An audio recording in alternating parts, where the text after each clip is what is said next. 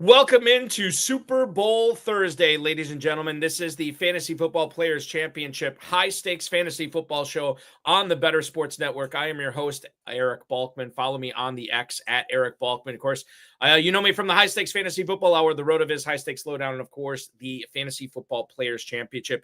Being joined by a guy who has co-hosted this show multiple times with me before, a guy who is an expert when it comes to props, when it comes to awards markets, and everything that goes along with fantasy football, quite frankly. He of Player Profiler fame, of Establish the Run fame, and now of Sports Illustrated fame. Please welcome in Mr. Ryan Reynolds at Ryan Reynolds NFL. Ryan, congratulations on the SI byline, man. That's awesome. Yeah, it's a cool one, man. I get to check that off my bucket list. And what's interesting about this is right before I started with Player Profiler, I announced this with you. So, this is the first time I'm saying anything about it. It's pretty cool, man. Pretty cool. That's awesome. Yeah, it's fantastic. And shows you how multifaceted you are, like spanning sports, which is really good. And fantastic stuff. We'll definitely pick your brain on a lot of topics tonight on the HSFF show. I want to let everybody know, you saw the video at the top, thanks to our producer and the man pushing all the buttons tonight, Matt Deutsch. The Big Gorilla is live with the FFPC right now. It is a $1 million grand prize tournament, $350 entry fee, 3 teams for $1,000. Draft's already running now. This is the same as the Fantasy Pros Championship. It's just got a different name on it this year. The other things that we have added this year are the early rampage.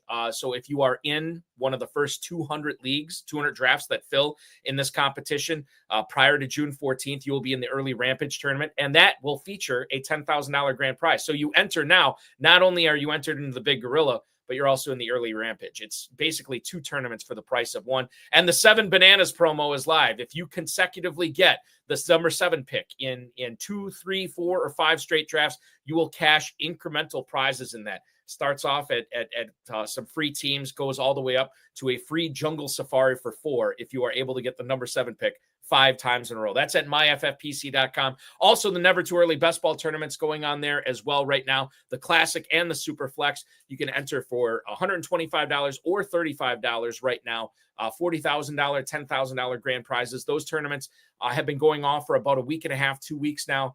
And they will run all the way up until the start of the NFL draft on April 24th. Then they'll stop. 30-second, 60-second, 2-hour, and 6-hour clocks available there. And if you want to play Dynasty Fantasy Football, go ahead and pick up an orphan now at myffpc.com. Those entry fees range from $77 all the way up to $5,000. You'll notice a lot of the entry fees have been lowered for 2025 as well. So cash in now because of those discounted teams. This is the time to strike while the iron's hot. We have had almost 2,000 leagues over the course of 15 years. Not a single one has ever folded. Go to myffpc.com for the Big Gorilla, the Never Too Early tournaments, and Dynasty Fantasy Football. Let's get into it, Ryan, and kick things off tonight. This isn't on the show sheet, but I think I'm going to kick things off because it's semi newsy. In regards to the Bears, in regards to the Jaguars, formerly of the Bears, Shane Waldron is the new pass game coordinator for the Jaguars under Liam Cohen, who they worked together when they were with the Rams. I noticed you posted on X, genuinely astonishing, and I guess I'm kind of astonished by this as well, that this guy hardly got a ringing endorsement from Jackson Smith-Njigba from his time in Seattle. He was fired not even halfway through the season in Chicago, and now he's going to latch on to Jacksonville, who I do believe just hired the assistant quarterbacks coach from the Vikings as their new offensive coordinator for the Jaguars. Liam Cohen, obviously the head coach there, he'll be calling the shots. But Waldron there, does this do anything to dissuade you from Jaguars offensive players, specifically Brian Thomas Jr., Trevor Lawrence, Evan Engram, any of those guys? This is certainly not what we want to see from fantasy football's perspective. I hope not. Liam Cohen was a fine sign. Like you said, you pull anyone from the Vikings organization at this point, I'm fine with that. I don't even know anything about the guy specifically, but that makes sense to me. That I can buy. Watching Ben McAdoo is my least favorite NFL play caller for almost a decade, and that changed last year with Shane Waldron. And like you said, the JSN thing last year, one of my friends is probably the biggest Bears fan in the country. I was like, hey, listen, pal, JSN literally threw this guy under the bus, and he doesn't seem like the kind of guy who does that carelessly. So I'm not in panic mode, but that's just like a guys, stop being the Jaguars, stop bringing guys like this into the organization. It's definitely not a positive. But Cohen's going to end up calling plays, so I'm not like freaking out yet. Yeah, and I'm not either. I just it is wild that we're living in this world where Shane Waldron is getting jobs right away.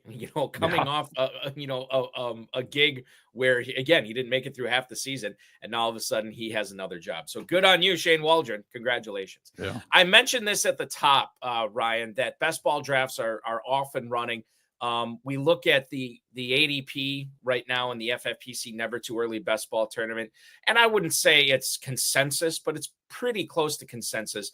Ja'Marr Chase is going at the 101 right now. Wins the Triple Crown last year, not only first in receptions, receiving yards, and touchdowns, but also led the NFL in targets as well. Now, he is going a little ahead of Saquon Barkley, a little ahead of Brock Bowers in draft. CeeDee Lamb's another one that's up there too.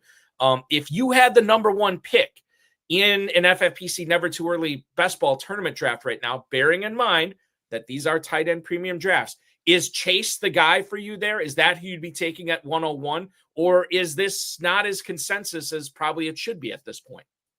I'm not sure it should be consensus. I think like you have to have some Barkley exposure too. Like he's having a historic workload now, running through four playoff games on top of a rushing for 2,000 yards. So I'm probably going to be underweight on him if he ends up going first, but I'm fine with Chase going first. I would take him. Did you just say that Brock Bowers is going third? Because if he is, I understand it and I absolutely hate it because I don't want to have to take I don't want to have to take him third, but I get it. I get it. It makes sense.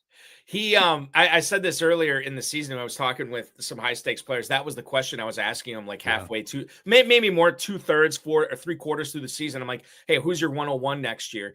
And the players that it kept coming back to were Chase, Barkley, and Brock Bowers. I just look at it now. He is neck and neck at the 103 between him and Bijan Robinson. Now you don't want to take Bowers that early. Why is that? I mean, is that just too volatile or is it because of the position? Why do you want somebody else taking Bowers that early? No, I was just hoping I'd be able to get him later. I mean, he's again a guy. Again, if you're playing any kind of volume and tight end premium, you're going to have to take him wherever he is at ADP. You definitely can't fade him. He showed last year that he's quarterback proof. I mean, they had 3 guys who don't belong as starting quarterbacks in the league giving him passes last year, and he was, historic season. So I think it makes sense at 3. It's just, he's one of those guys who was hoping to get like at 6, 7, maybe even 8, and just, do it every time. But 3 is early, and if it's him or Bijan, that's tough. But like again, you're going to need to at least be even on Brock Bowers, in my opinion. Yeah, I know. I think you're right, and I think that when it comes to picking Bowers at the 103, maybe it'd be a tough click for some, because you're talking about 2 players off the board. You can have literally anybody else, and you're going with the guy who, granted, was awesome this past year, but still, quarterback question. We don't know exactly what's going on there. It's probably an improvement at offensive coordinator and at head coach, and we'll get into that in a little bit later on in the show. But it is still new, and anytime there's new, there's always a potential for something different to happen, and something different could happen with Brock Bowers in 2025 as well. Let's go to Southern California. There's a lot of topics for a team that's no longer in the playoffs in the Los Angeles Rams. They sure are in the news quite a bit. Kyren Williams, I'll lead things off with Kyren Williams right now. So apparently, the Rams are looking to extend this guy. He is entering the final year of his rookie contract, but the Rams want to sign him long-term. He stayed healthy for the entire season. The only game he sat out was week 18 when Sean McVay pretty much rested everybody to get ready for the playoffs. 316 carries, 1,300 yards, and 14 touchdowns. This is all after Blake Corum went in the 3rd round of the 2024 draft too. Les Snead, who was the GM of the Rams, talked about the positive impact, the great significant impact that Williams had on the Rams this season, and talking about how important he is for 2025. Although he did say that it's important to have more than one running back going forward as well, which I would imagine Corum is going to be that secondary running back. If you look at the ADP right now, in the FFPC Never Too Early Best Ball Tournament, shout out Fantasy Mojo at Fantasy Mojo on the X, fantasymojo.com. Anytime I cite ADP on the show, it's always due to him. I would highly recommend, if you're playing the FFPC, have a subscription to Fantasy Mojo. Kyren Williams finished as running back 7 last year, Ryan, but he's going at running back 12 this year. He's not going off the board until the 304. He is behind Breece Hall, Bucky Irving, Jonathan Taylor. He is ahead of Chase Brown, James Cook, and Joe Mixon. When you talk about Williams' 2025 season, as we look at our crystal ball, what do we project for him? Because I feel like we saw pretty close to ceiling Kyren Williams last year, and you don't necessarily want to draft ceiling Kyren Williams this year. Yeah, I think that's a good point. I think the yardage may take a down trip, and I agree with you too. Blake Corum's probably going to see the field more next year than he did this year. Although, I'll say this: I was expecting him to force his way onto the field more in the second half of the year, and that didn't happen. Mm-hmm. I think the touchdowns will be same, or at least the touchdown equity will be similar. Sean McVay, back when Todd Gurley was his running back, he would prefer to run his red zone offense through the running back position. So I think he'll be fine there. Yardage and volume, I could see a little bit of a dip, but so. I think he's fair in that spot. Like, if you ask me, would I rather have Bucky Irvin or Kyren Williams? I think I'd actually lean Kyren Williams still.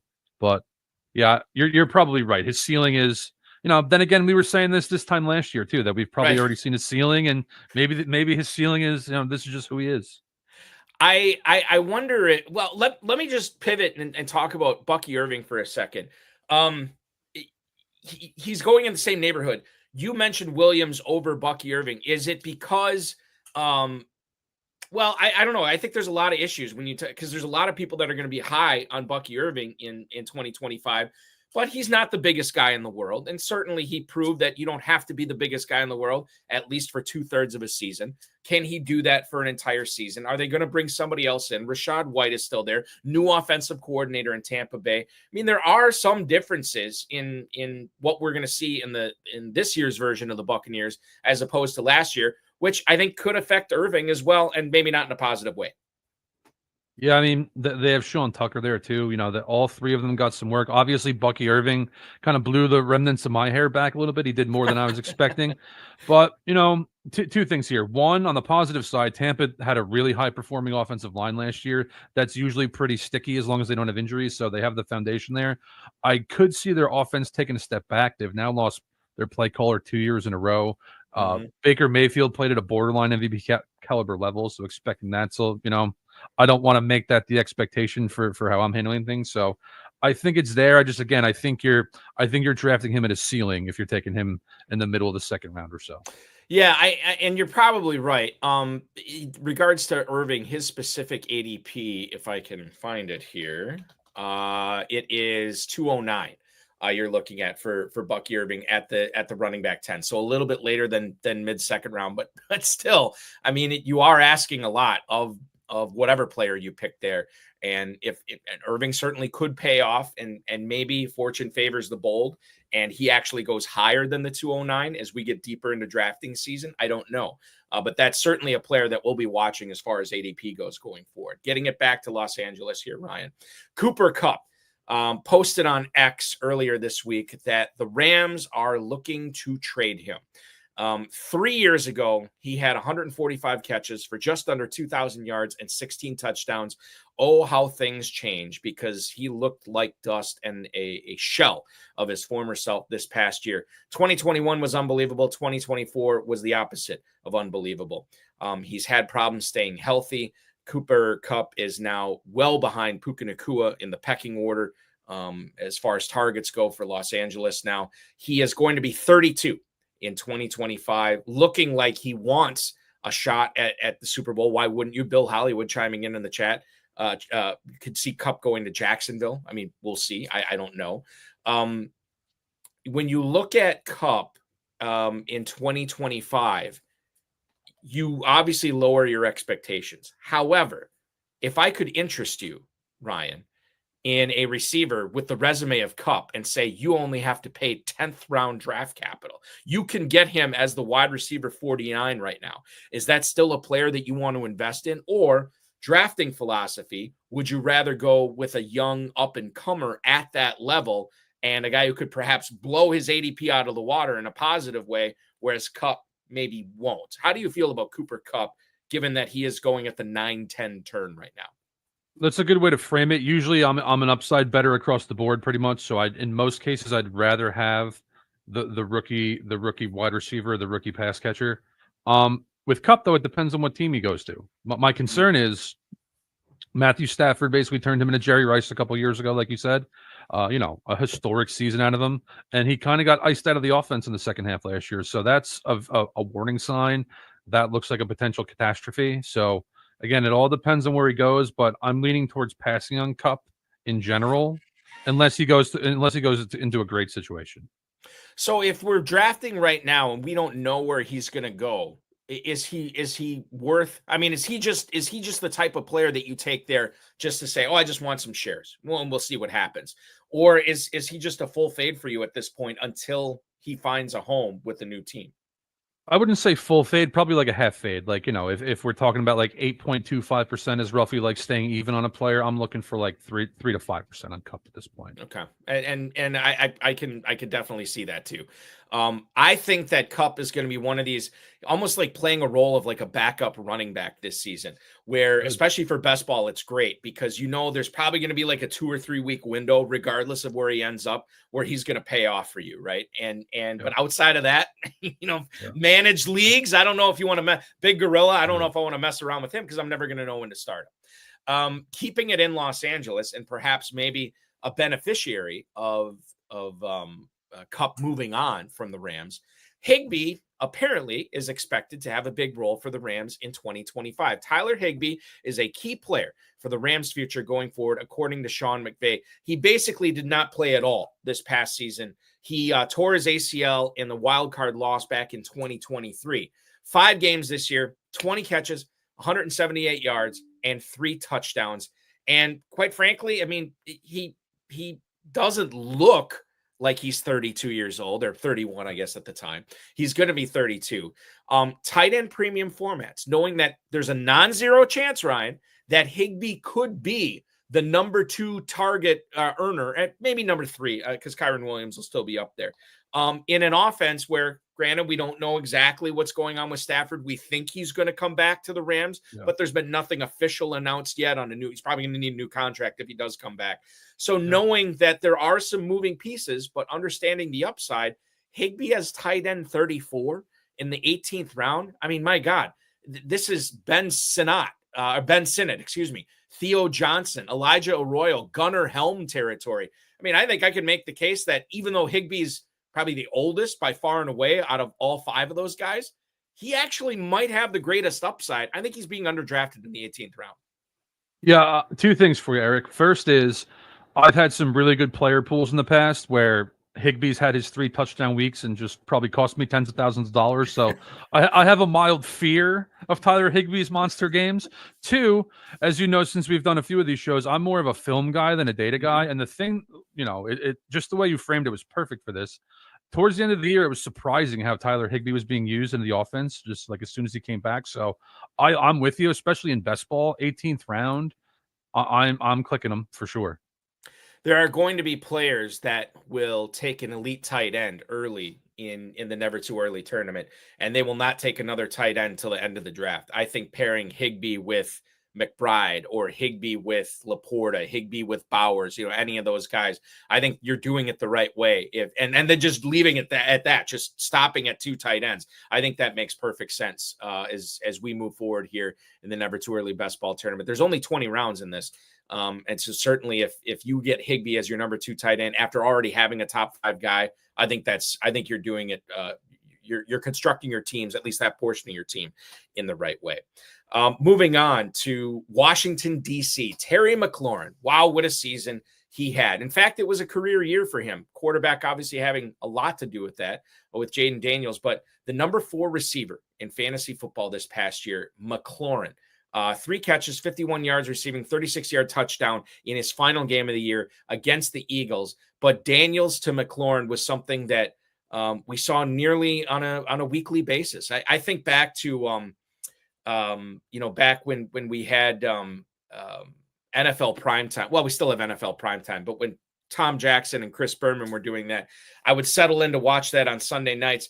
And inevitably, there was always a Kurt Warner to Isaac Bruce 50-yard touchdown. Like, it just happened every week. And I wouldn't say it was that explosive with Daniels and McLaurin, but I just kind of fully expected that there was going to be some sort of big play from McLaurin and usually a touchdown from him every single week. Now, McLaurin is, I believe, coming into his age 30 season.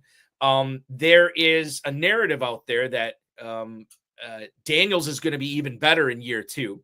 And that should make McLaurin even better in year 2, which on the surface makes sense. However, my concern with that is we're talking about a receiver who is being drafted as wide receiver 16 at the 309, not only based on what he did this past year, but what he's expected to do next year.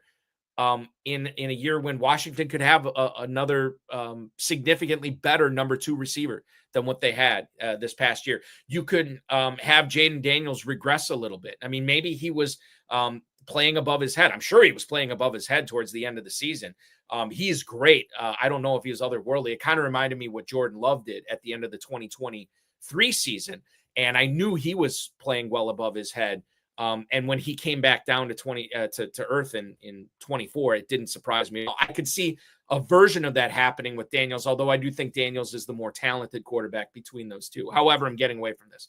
Sometimes I feel like we expect these year 2 jumps, but when you consider McLaurin's age, when you consider the offense, when you consider potential regression, I do think that we do have to exercise a little bit of caution in saying, wow, McLaurin was awesome in 24. He's going to be even more awesome in 2025. That could happen, Ryan. I don't know if I'm betting on it, though. Yeah, I love the way you closed that, too. We're actually aligned on this.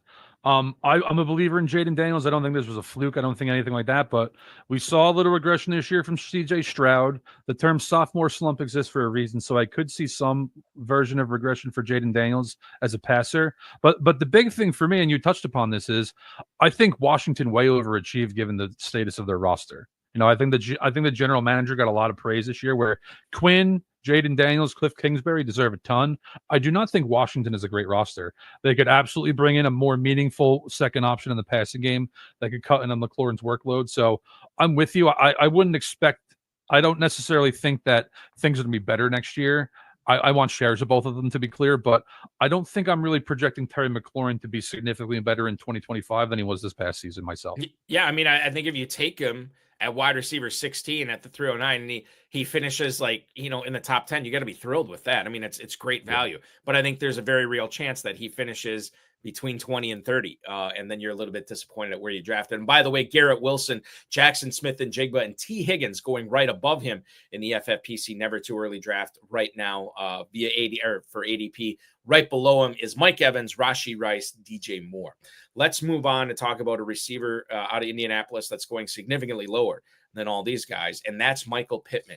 He only missed one game in 24, playing through a fractured back, a broken back. I made the I don't think it was on this show, but I made the case that the reason he broke his back was carrying that Colts passing offense the entire season, because you had Josh Downs missing a lot of action. You had Anthony Richardson doing Anthony Richardson things out there, and they never really got going and consistent, getting consistent play out of him as well. Okay, so when you talk about Pittman, Josh Downs is, well, I should bring this up right now because I don't even know where the FFPC drafters are picking these players right now. Right now, as far as Colts receivers go, Josh Downs is the first one off the board at wide receiver 44, 906. Michael Pittman goes after him, but not too much after him. Wide receiver 50 at the 1004. He is going to be turning 28 this coming season. Obviously, still, in his prime, or perhaps maybe with his best football ahead of him. This is not going to make or break you either way, Ryan, given where he's going. But if I had to frame this to you, Josh Downs versus Michael Pittman, are you willing to take Downs a full round ahead of Pittman, or are fantasy players letting Pittman slip too far, given the quarterback play, given this fractured back? Maybe he actually is being underdrafted right now and should be going ahead of Downs. How do you look at the Colts receivers, knowing that we don't exactly have a firm answer on who's passing it to him in 2025 right now? Yeah, I mean, to answer your first question, no, I would not take Josh Downs around ahead of Michael Pittman, and I love Josh Downs coming out of college, so I would even call myself a Josh Downs guy. But Pittman's been a significant producer in the past, playing through a major injury, like you said, the Anthony Richardson. I mean, he's in a position now where he's entering his third year, and if the Colts went into the season with a different quarterback option, I don't think it would surprise anyone. So Mhm. like I would take Michael Pittman over Cooper Kupp since they're in the same range too. I'd rather take my shot with Pittman since he's younger. He's only a year away for being a major producer. So Pittman over Josh Downs for me ultimately. Yeah, Pittman. I should bring this up too. It's so I mentioned he's going right below Josh Downs. He is going also right below Jawan Jennings and Ricky Pearsall. He is going ahead of Marvin Mims, Amari Cooper, and Travis Hunter, wide receiver 51 at the 10:05. And we have Dynasty Dustin in our chat right now asking because he's in a big gorilla draft right now, one pick away at the 8:10. What should he do with Travis Hunter there? It feels a little too early for Hunter, Ryan. But quite frankly, as difficult it is to draft this early, it's even more difficult to draft rookies this early. And it's even more difficult to draft rookies when they don't have a team. And we don't even know what team, how they're going to treat Travis Hunter. Is he going to play the majority of his time at receiver or corner? Is he going to split them evenly? Is he going to be playing as many snaps as possible at both? I mean, there is such, we have no, I mentioned this before in one of my other shows. There's no like precedent for this. We just, so I have no idea what to expect. I can't base this on any previous history. I always say, and Joe Del Zanero, longtime FFPC player, always said there's no such thing as a bad pick after the 10th round. So once you get into the 10th round, do whatever you want. Nobody can really rip you for your picks. At the 8-10, I feel it's a little rich. I think I might be staying away from Hunter there. Your thoughts on Hunter, not only at that specific spot, Ryan, but what you expect from him at the moment for 2025. Yeah, I'm with you. I probably wouldn't take him at 8.1 or 8.10 right now either, because here's how I'll frame it to you. If I was his agent, I'd tell him to play wide receiver because wide receivers make more money. Yep. If I'm a football coach or general manager, I want him to primarily play corner, and I'm playing him as a wide receiver in high leverage spots because he's not going to be able to play both sides of the ball, 60 snaps a game on both sides. So I would there's a chance. I think the one scenario where you get creamed here if you're passing them at 8.10 is if New England takes him and they make him a wide receiver. That's the one spot where I think you're like, oh man, I should have taken him at 8.10. Yeah. But I would lean towards him primarily playing corner, and being like a spot receiver, kind of like how Dion was as a Cowboy. Yeah. I think that's the thing too. And Dustin's also pointing out if he plays both ways, this could be $1 million play. Obviously, the big Gorilla Grand Prize is going to be $1 million. However, I will say this: I don't think you need to expose yourself to potential $1 million plays in the 8th round. I have seen people win this tournament before with rosters where they did hit on a lot of players. But it wasn't just that one player, that one spike player that they got in the 8th round that carried them. I think back to a few years ago in that tournament when there was talk that when Tyreek Hill was with the Chiefs, there was talk that his career might be done when domestic stuff was popping up, and we didn't know if the Chiefs were going to cut him, and he was slipping. I mean, it was like a 2nd round pick, and then all of a sudden he's going in the 8th and 9th round. And I remember that year thinking that, okay, well, when Hill came back and nothing really happened and he played, I was like, well, somebody who picked Tyreek Hill in the 8th or 9th round is obviously going to win this tournament. They didn't. There wasn't a whole lot of Tyreek Hill teams up for whatever reason, So I don't think we need to necessarily, and I'm not comparing Hunter to Hill and their talent and what they're going to do on the field. But it's just another example of like, don't overextend yourself trying to have that hit in the 8th round right now at this point of the season. He's looking at Drake May, Travion Henderson, Zach Charbonnet, Ladd McConkey, Jackson Smith-Njigba, Jerry Jeudy, Brock Bowers. Hold on. I don't know what he's talking about there. Those maybe those are all his $1 million plays. Could be this year. Those could all be $1 million plays given where you get them. But I think that's the thing. It's like you don't need to go for the big home run, but if you swing for a bunch of doubles, some of those doubles right now could turn into home runs once we get started with the season. But that's where I stand on it. It sounds like we are line in step with each other here on that. the Steelers, Art Rooney II, who is the owner, said that it's unlikely that they are going to keep both Justin Fields and Russell Wilson, who are both free agents this offseason. The majority of the season for the Steelers under center was Russell Wilson. However, Justin Fields started off the season really good with them and looked good in the packages that they brought him out there for this year. I think that the good part about this uncertainty in Pittsburgh, Ryan, is there's not really a whole lot of difference makers in Pittsburgh that I'm going to change how I draft based on who the quarterback is, right? The running backs, I don't care. Harrison Warren, I don't care. Pat Freiermuth, I don't think whoever the quarterback is going to negatively or positively affect how I'm drafting Freiermuth. Pickens, I think it gets a little bit more dicey. But for you, who do you think Pittsburgh is going to go with at quarterback this year? Is it one of these two guys or is it not? And if you're drafting right now with that uncertainty, how are you handling the rest of these Steelers skill position players? Yeah, I think most likely they're going to go with Wilson again, especially if the goal is to just continue to be a solid team that's, at least in the playoff contention. Fields is a dynamic athlete, and he's more interesting if you're looking to, well, if he pans out, we extend him long term. But if he fails, maybe we're bad enough finally to draft the quarterback. I think that's the idea if they go with him. I just think they're going to be better. They're going to have a better shot against like the high quality teams with Russell Wilson. So I think that's the direction they'll go in. I think, like you said, it doesn't really matter for Freiermuth for me, and I also don't care with the running backs. I would rather have Pickens with Russell Wilson as the quarterback, though. Yeah, totally. And I think, what do you make? I mean, is it realistic for Fields to go to Indianapolis? I keep hearing that too. That's interesting because that actually gives them a real out if Richardson, that's a real challenger for Richardson where he might be better than him, and you don't have to change the offense much. That makes a ton of sense to me. I feel he's just better. Like he does.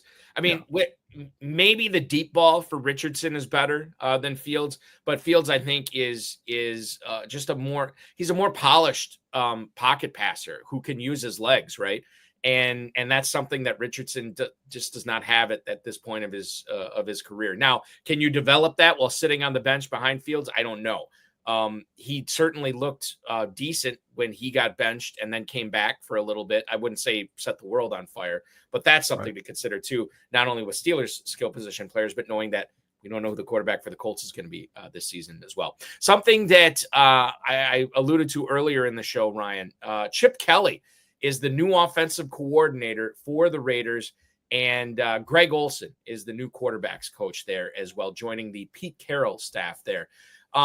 Chip Kelly not only has won national championships, he has been a vital cog in the NFL too. Like maybe not to the degree of success in the NFL that he had in college, but certainly this guy is no stranger. This is not just some fresh-faced guy coming up from college with no NFL experience. He's been the head coach for the Eagles. He's been the head coach for the 49ers. He also was the head man at Oregon and UCLA in college. He was the OC on the Buckeyes national championship team this year. Now, I don't know if that's some, I mean, it's certainly, that's awesome. Congratulations. But he had a lot of great talent to be working with on that offense as well.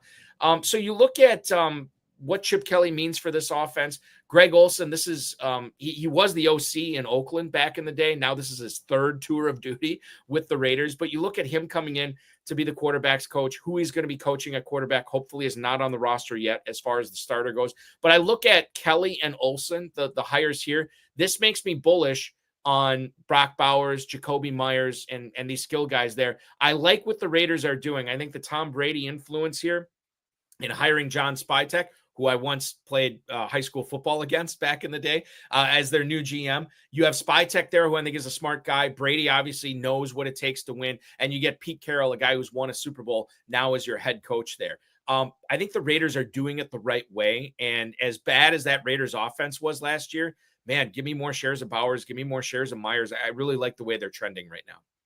Yeah, two real quick hits on this. Pete Carroll, that's an organization where he makes sense. They need stability. He brings that to the table, veteran presence. I like that. I like that a lot. And Chip Kelly, like you said with Bowers specifically, Chip Kelly's a guy who's smart enough to understand that Brock Bowers is a unique talent. He's not going to try to fit him in some mold. He's going to build what Bowers does around what Bowers does well. So that makes me bullish on Bowers too. Same with Jacoby Myers. I think Chip Kelly is a an innovative play caller. He was using sports medicine as like an edge, 10, 15 years ago. So I think they're trending up too. We'll see what kind of quarterback they get. If they got Shedeur Sanders, I think that would be a really good fit for what they have going on here. The running back situation is something I think they're still trying to figure out. This year's running back classes in the draft is looking pretty solid, so they could easily fill that there. They probably do need another perimeter wide out there. They haven't replaced it since Devontae Adams left. But yeah, this Chip Kelly hire, I think, he takes a lot of grief for how things, it was a disaster when he was in San Francisco, and people gave him all that grief when he was in Philly, where he signed. Who are the two running backs he gave all that money to, or he convinced it was DeMarco Murray and Frank Gore, right? No, Gore never played for him. It was DeMarco Murray, and I thought somebody else he paid a lot of money to get him, and it just, whatever, it didn't work out, and he gets a lot of grief for that. But I think people forget how talented a play caller he is, and you mentioned it, and this is something I will drill home: football, basketball, whatever. It doesn't matter the sport. The best coaches are the ones who come in and look at the talent and they craft a scheme based on the talent, not these guys who come in and say, all right, this is what I do, this is what I run, and I'm going to take all you square pegs and try to fit them in this round hole. That's not good coaching. Chip Kelly's a good coach, and I think he's going to make a big difference for fantasy football for the Raiders going forward. Let's talk about some of the rookies. Specifically, the big one I want to focus on is Emeka Egbuka, the receiver for Ohio State. Now, he is I was blown away when I heard this stat, but then I thought about it, well, it made sense. Nobody in Ohio State's history has caught more passes than Emeka Egbuka. Not wow. JSN, not Marvin Harrison, not David Boston, not Terry Glenn, not Terry McLaurin, not any of these guys. Think about all the, but Egbuka, because of COVID or what have you, and then deciding to come back for his senior season, and then obviously with the extended college football playoff for the first time, and him playing in every round of it, that gave him a lot more games here. So I guess it doesn't surprise me that Egbuka is the all-time leading receiver. You have a take on this. I'm going to give you mine first, and hopefully you can. Well, I don't want you steering me. I just want to know what you think. Egbuka, to me, on the surface, I know he's going to go in the first round of the draft. He represents to me a guy who does a lot of really good things, a lot of things really well, right? Blocking, catching, route running, does a lot of these things great. I don't know if he's elite at anything. And my concern is once he gets to the NFL, his ceiling is going to be like 80, 85 catch number 2 receiver for a team that already has number 1. And I feel like if I'm a GM, I don't want to soak a first round pick into a player that I don't think has the ceiling as some of the other players, not even receivers, but any of the other players in the first round of the draft. I guess I see a limited upside from Egbuka. How do you see him? And feel free to call me out on this if you disagree. No, I actually kind of like that. I think he's going to be very spot dependent because, like you said, he's a jack of all trades. I wouldn't call him an elite athlete. If he tested like an elite athlete, if he had high end speed or like a super high end 3-cone, like JSN did a few years ago, that would surprise me a little bit.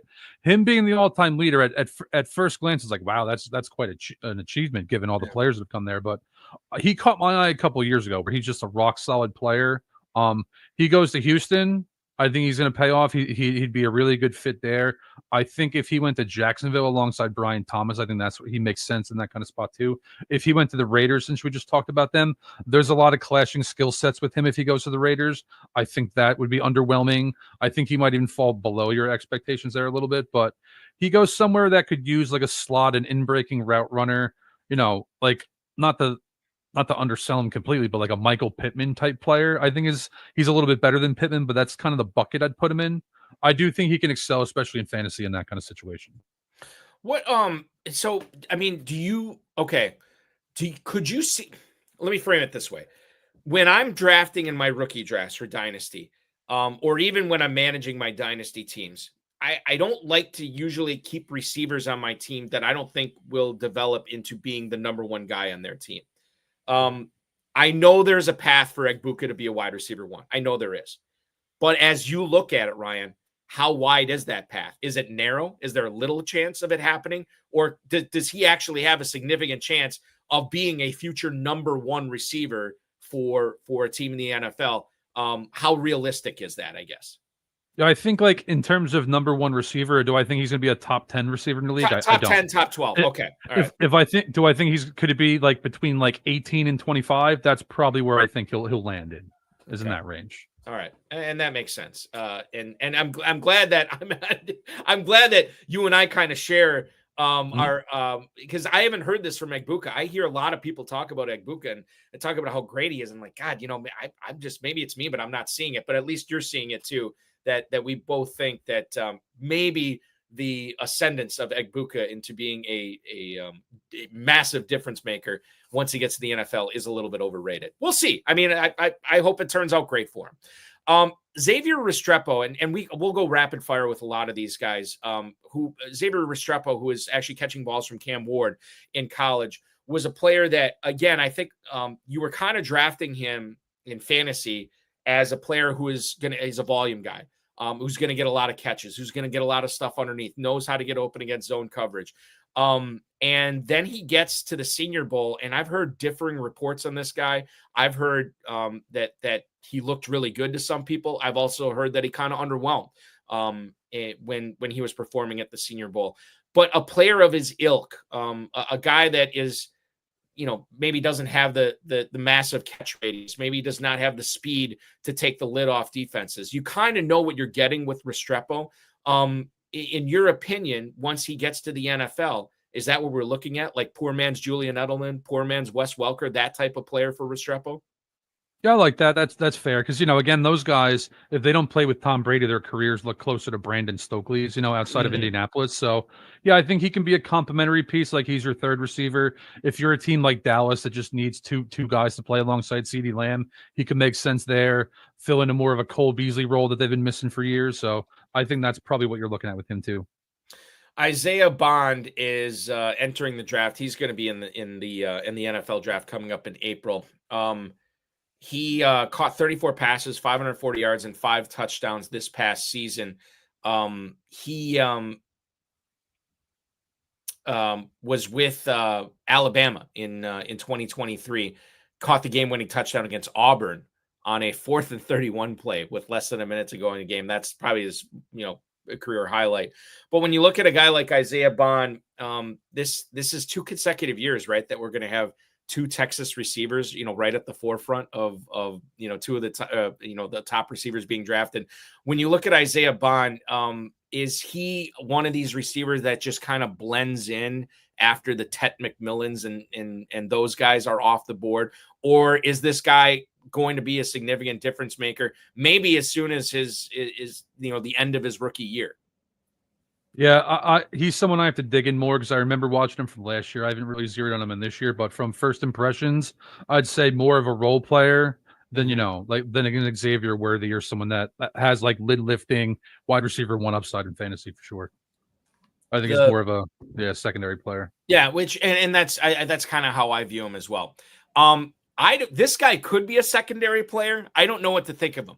Cam Skattebo, who, granted, I watched almost nothing of this guy until the college football playoff, and I saw what he was able to do. Throwing touchdowns, catching touchdowns, running for touchdowns, the strength that he exhibited out there too, and pushing the pile. I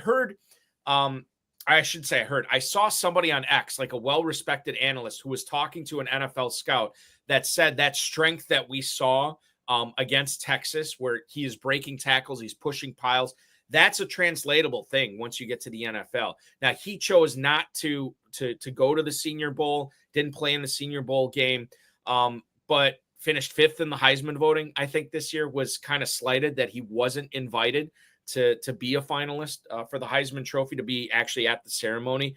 I don't know what to think of this guy because I know the one game I watched the most of was his best game, and I don't want that clouding my head, right? As a guy who watches film, Ryan, trust that. Have you watched much film on Skattebo yet? Because this is a guy I think, again, dependent upon draft capital, he could be a very interesting guy in rookie drafts, and definitely is an interesting guy right now in the Never Too Early Best Ball Tournament, running back 40 in the early 12th round. What can you tell me about Cam Skattebo? Yeah, I saw him in the college playoffs too. I'm going to have to dig into him more, but I'm going to say a few things. One, I like that he's angry about being slighted at the Heisman. Right. Guy who runs physical and has like an edge to him. I like that. I like that he skipped the Senior Bowl too, because that means someone's advising him that, listen, you turned heads at the end of the season. That's what people are going to remember. Your stock can really only go down practicing with strangers for a week. So I like that he did that and that he listened. Again, everything's situational. Depends on what team he goes to. But yeah, he's definitely on my radar, and he's a guy where I'm willing to wade into uncertainty a little bit. I'll take some shots in the 12th round. I want to talk about two rookie tight ends here. One is Elijah Arroyo, who was Xavier Restrepo's college teammate at Miami. Now, I think, and we didn't bring this up with Restrepo, but one of the things that I think we have to be wary of when we look at these guys at the next level, they had Cam Ward, who may or may not be the top quarterback in this year's class, throwing to him. They may not get somebody of that ilk once they get to the NFL, or maybe they will. You never know. Elijah Arroyo, by all indications, I don't know anybody who went to the Senior Bowl of everything I listened to on Player Profiler or read there, or anybody who was there that was not impressed with Elijah Arroyo. In fact, he has moved up in the Never Too Early Best Ball Tournament as the 4th rookie tight end drafted, moving ahead of Aronde Gadsden, Mason Taylor, and Gunnar Helm. He is now behind only Warren Loveland and Fannin Jr. Elijah Arroyo, 18th round, tight end 35. We love this type of player for fantasy. Do you think he's going to get on the field enough in his rookie year to be able to make these plays? Because obviously the concern here I would have is this guy going to be enough of a two-way tight end for it to matter in fantasy? Yeah, it's a good question.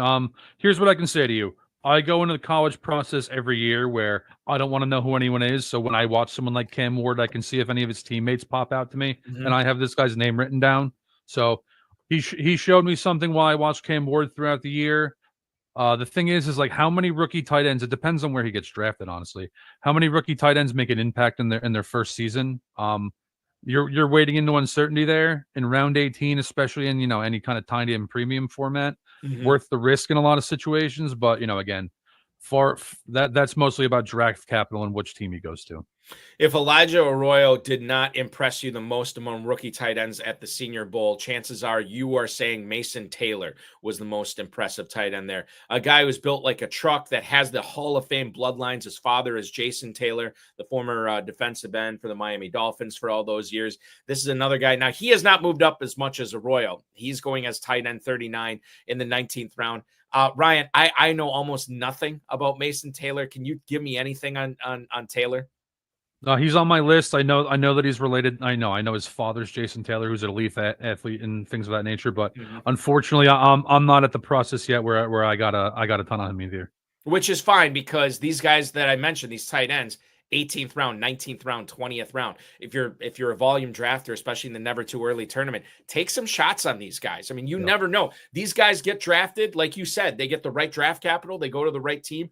We could be looking at these guys in August being like an 11th round pick, or maybe even a 10th round pick, especially if they show out in preseason too. That's something that we'll be watching. So that's basically what we did around the NFL as far as getting Ryan Reynolds' takes on all these. Here's what I want to do. We're going to go to some more polarizing players for 2025. We did this exercise with Jared Smola from Draft Sharks last week. Let's get into it with Ryan this week. Let's talk about Ladd McConkey. Let's talk about Jonnu Smith. Let's talk about Caleb Williams. So many more other players that if you are drafting now, and why wouldn't you be, you need to figure out where you stand on these guys. Ryan Reynolds is from Player Profiler, established to run in Sports Illustrated. I'm Eric Balkman. This is the High Stakes Fantasy Football Show on the Better Sports Network. Don't go anywhere. We're talking polarizing players right after this. If you want to play Dynasty, if you haven't played yet, it's hard to like get a good league together of people like buddies or whatever, and then say, oh, everyone's going to pay and everyone's going to pay attention. Usually you can get like 7 people that actually care, and the rest are fill-ins, and they mess up the whole league because they don't want to trade. They don't pay attention, right? So if you're looking for a serious place to play, go to myffpc.com, use promo code COOP. They'll give you $25 when you deposit 35 or more, and you can go over there and you can either do a startup draft where you draft in from scratch, draft in a brand new team, rookies, everything included, or you can adopt an orphan team where you go in and take a team that somebody gave up on, and that's a lot of fun because you separate the players you like from the ones you don't, and now you got a bunch of trade chips and pieces, And that's a true measure of how good of a fantasy player you are if you can take one of these orphan teams and battle back to win, man. So, yeah, FFPC, really cool place to play. There you go, right there. You can use the QR code, get set up. It also supports the show. So if you're looking for a place to play and want to support me, use promo code COOP. They'll give you $25 when you deposit 35 or more, and you can play best ball, you can play Dynasty. And if you're a Fantasy Alarm member, just hit me up in the Discord on Coop's Corner and post your team. Whatever. I say this all the time. I'm like, you have direct access to me. Go to Coop's Corner in the Discord as a Fantasy Alarm member, and we can talk about whatever. We can talk about, watches, shoes, sunglasses, whatever you want to talk about. But I like talking about football mostly. And you can post your new team in there and I'll fix it up, right? I'll help you with it and we'll win some money together. It'll be a good time. So use promo code COOP, myffpc, and get set up now at fantasyalarm.com in the Discord. Let's go.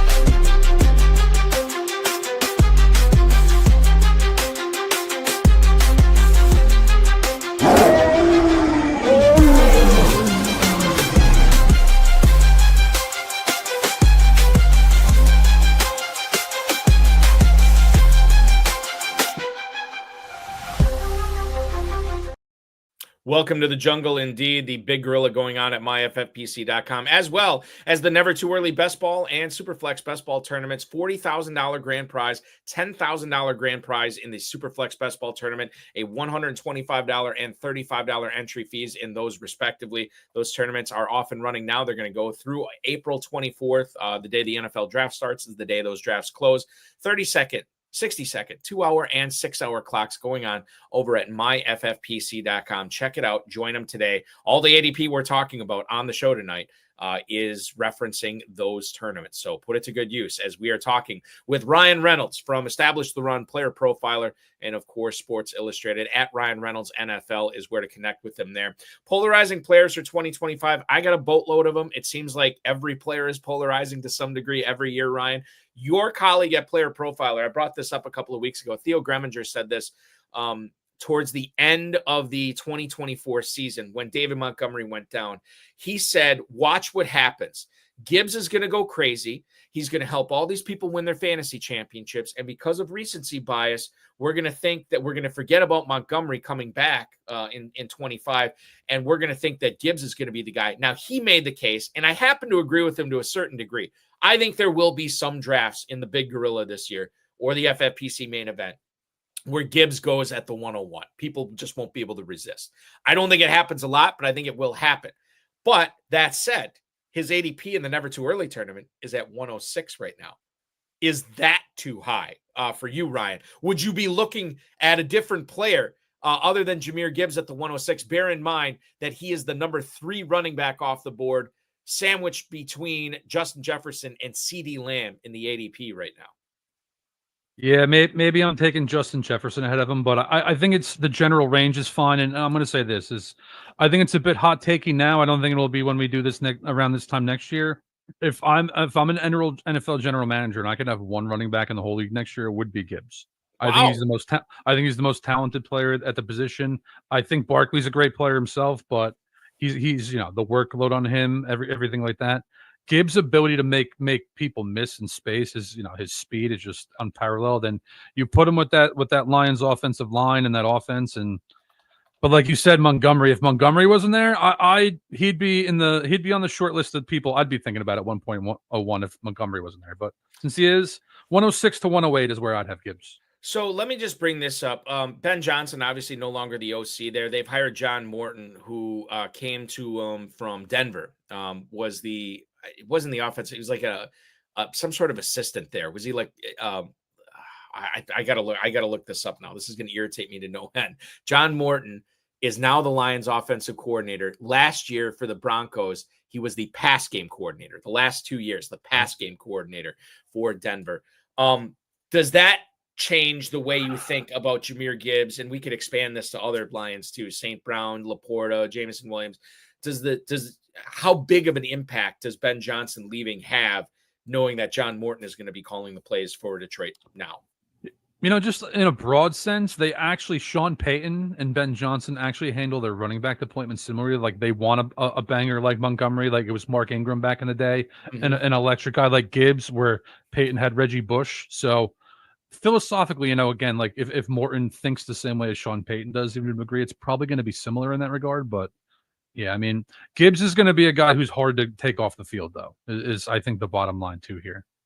He is super talented. I don't know if I'm an NFL GM, if he's the running back I want over everybody else, but my God, it's hard to disagree with that. He's definitely one of them. Like the talent that he has, the way that Detroit uses him, and I think the way Detroit is going to continue to use him.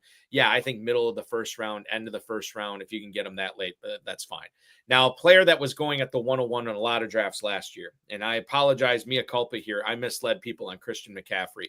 I was listening to Adam Schefter talk about this actually on with Adam Levitan on the Establish the Run show earlier this week. And Schefter said the Niners were not trying to hide anything. The Niners, he was sitting talking to Niners representatives on Monday Night Football before kickoff, and they were all assuming that McCaffrey was playing. And then 90 minutes before the game, oh, guess what? He's out, and it's bad. And he just, that he finally comes back. He looked okay, but then he gets hurt again, and he's out for the rest of the year. McCaffrey does not have age on his side. He doesn't have injury on his side. Remember, this is a guy that was pretty banged up when he was playing in Carolina, too. He missed a lot of time there. It wasn't until he got to San Francisco that they kept him relatively healthy. So he's not going at the 101 this year, but he is still a premium selection right now. Christian McCaffrey, running back 6, Ryan, at the 206 right now. We fast forward and look at the 2025 season at the end of it. Are we going to be saying, hey, McCaffrey did return mid-second round value this year? I hate this question because it's so hard, because it's so important too. I lean towards no, but again, if I'm drafting any kind of volume, which I do every year, I'm 100% going to make teams where I have Gibbs and McCaffrey, just in case they both smash. I want to have both of those guys in those situations. Oh, I hate it, but I'm going to lean towards that like you said, Father Time's not on his side. I'm not going to completely fade him just because his workload and his upside is just so high. And, on well-coached offense with a quarterback that can benefit from him in the passing game. But I don't do it with any enthusiasm, and I expect to fail. I'll say this. I think that any running back that gets drafted in the first couple of rounds, I don't have any stats to back this up, but I think like betting on the under, betting on them not performing to that level is usually the better way to go with that. You are not alone in hating this question. I have asked of McCaffrey to plenty of analysts, plenty of high stakes players about what they think about McCaffrey. Nobody knows. And everybody knows, like you, it's a very important question that we need to find the correct answer on. And we just may not get it. I don't know if his ADP changes all that much. I think mid second round is probably where he's going to sit. If he starts, looking real good in practice, and he's practicing in preseason, something he didn't do last year, at least towards the end, he did not. That will change things, and maybe he moves up at that point. But I think McCaffrey is going to be an unfun player to follow this season. Now, a guy who I think is fun, at least following him at the end of last season, was Ladd McConkey. Sometimes I think recency bias, to Theo's point about Jahmyr Gibbs, plays too big of a role in how we're handling players in 2025. Ladd McConkey was a first-round pick who went to a team that, granted, had the quarterback who had the chops, but also was going to a team with Jim Harbaugh, who wanted to put an emphasis on running the football and offensive line play and grounding and pounding. It took a while for McConkey to get going, but damn, did he not look awesome towards the end of the season, including the playoffs.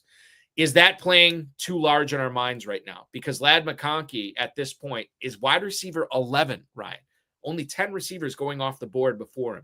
And he is going at the 2-3 turn, at the 301 right now. Is he going to pay off that? I mean, that's asking a lot of a second-year player who, again, I think if everything goes right, they want to be running the ball in Los Angeles again.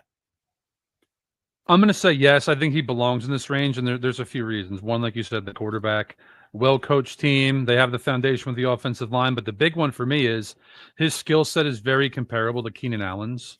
So Herbert's already gotten mass production out of a veteran like this for a long time, so he just fits into that bucket. And there's no other game in town in the Chargers passing attack. So unless they take a wide receiver in the first round that has a similar skill set, I think he's a pretty solid bet in that range.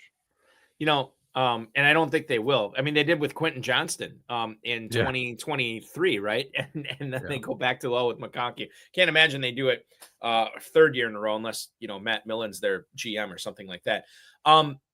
Moving on to two players that are going around after McConkey at the 3-4 turn.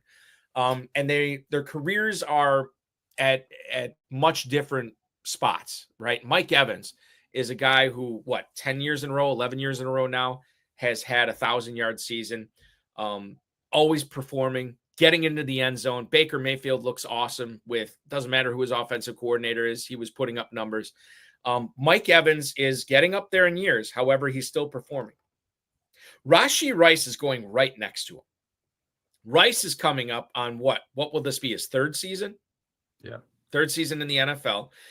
He is coming off the knee injury, which I don't think people are letting him slip to the fourth round because of the knee injury. It wasn't a torn ACL. I think that's the biggest misconception. Like, this was not a torn ligament. This is a serious knee injury, but the timeline for coming back was like 4 or 5 months, not like a year. So he should be ready to go. I think the reason people are letting him slip till that early fourth round is the possibility of a suspension. Whether it's 4 games, 6 games, 8 games, we don't know. And it could be anywhere within that. Could be less than that too. I don't think it'll be more, but it could be less.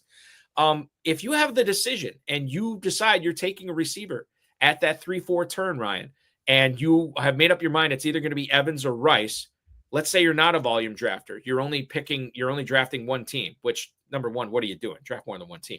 But if you are only drafting one team, is it Evans or is it Rice for you at that spot? I hate this question too, because if I had a crystal ball where I could look into the future, I'd ask about McCaffrey's status, and I'd ask how many games is Rashee Rice going to be suspended. I wish, I'm not an attorney. I don't know. I've heard of a variety of things. If I'm drafting one team and it's in a tournament with big money on top, I'm actually going to take Rice because I think he'll peak late. And, just seeing how he's using that offense, Travis Kelce is, 35 next year.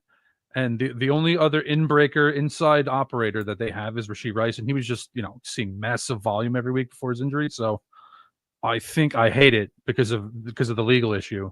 I don't care about the injury at this point, the legal issue, though. Because like you said, if it's 6 games, it's a disaster if you take him at 4.02. But if I'm drafting one team and I'm trying to win a tournament, I'm actually going to lean Rice. Rice, if he is suspended 6 games, and I think this is the other thing, and I fall for this every time. It's not 6 games. Like, after that 6-game suspension is done, then he can start practicing with the team. But he's not in the same football shape that all these other guys on his team are. And quite frankly, the corners and the safeties that he's going to be playing against. So 6 games, yeah, he'll be active, but what are you going to get those first 2 or 3 games? It may not be a much. And then at what point does he really start crushing it? Week 10, week 11? I mean, is that something that you want to do? Now, in a tournament, I think it makes more sense, right? Because this could be the type of guy that really carries you at the end of the season when all the cash is being doled out. But if you're in like a closed 12-team league, you might want to go with Mike Evans there instead of Rice. I'm going to tell you a story about Dynasty Fantasy Football, Ryan. Last year, I made the decision that I wasn't going to have these old running backs rotting on my benches anymore. That once they turned the age of 27, definitely 28, I was going to start shopping them around and seeing what I could get for them.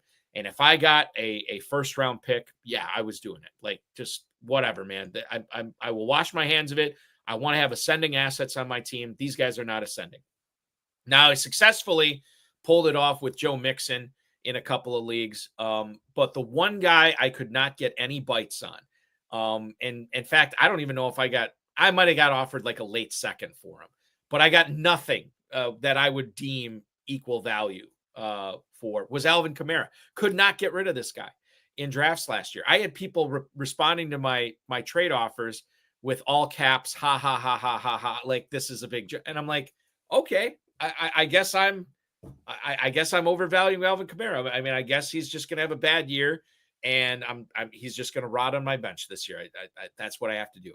And then Alvin Kamara comes out in 2024 with the rest of his team in shambles. Chris Olave hurt, Derek Carr hurt, and yet Kamara was still churning out good numbers, catching a lot of passes this past year. Alvin Kamara is a player that I think a lot of people wish they would have given up that draft pick for, to me, to have him on their team last year. Might have even won a couple of fantasy titles. This year, another year older, and I'm going to be shopping him around again to see what I can get for him. Running back 17 in redraft at the 504 in the FFPC Never Too Early tournament. Can he do it again this year? Is this a player that you want to be in business with? Is he a good investment of a mid-fifth round pick, Ryan? I want the answer to be no, because that's how it should be. Because like you said, I bet on Dennis Allen to be the first head coach fired last year. I thought they were going to be bad. They mismanaged the easiest schedule in football the year before and went nowhere with it. And like you said, they had all the injuries on top of it. It's kind of remarkable that he produced at the rate that he did. Mm-hmm. But the thing that's interesting about him is, like, he's not like Ezekiel Elliott. Like, he's not an in between the tackles banger, you know? His primary value comes in space as a pass catcher. So I don't know how much higher the ceiling is from round 5 if you take him, but like, I think he's fine there. Again, like, I'm probably going to be one of those people that makes the mistake of not taking him where he's going, but just because of the team environment he's in. So I'm going to lean towards no, while being fully ready to be proven wrong, just because he's one of those guys where bury him when he's dead. Yes, exactly. He is going basically at the same spot as Kenneth Walker. He's going a couple of picks behind Chuba Hubbard, but those guys are kind of on a running back island. You have Joe Mixon, you have to go almost a full round before he's going almost a full round before those three. And then the next guy off the board after Kamara and Walker is James Conner. And that's all again, almost a full round later. So it's Hubbard, it's Kamara and Walker kind of settling in that early 5th round. We have a question from Bill Hollywood in the chat right now, talking about Tyrone Tracy. And this is a guy I wish I have him on a couple of dynasty teams, but given how late he was going in rookie drafts last year, I kicking myself for not having more of them. He says he can't remember where he picked up Tyrone Tracy, but it felt like he got a steal. What do we think? What do I think right now in dynasty? I think you hold on to him and see what happens. I don't know if anybody's going to be paying, 115 cents on the dollar for him at this point. Redraft, I don't know. I mean, like, Tracy looks like the guy in the Giants backfield, but I could also see the Giants wanting to go ahead and draft a complement to him.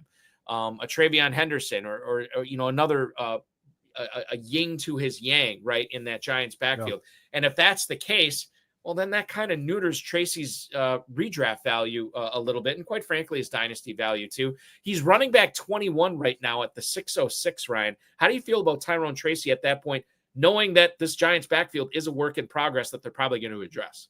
That's another tough one because it makes sense, but I don't think I want him there. One, because he's a good player, but he had fumbling issues and reliability issues towards the end of the year, especially. So they have Devin Singletary on the roster.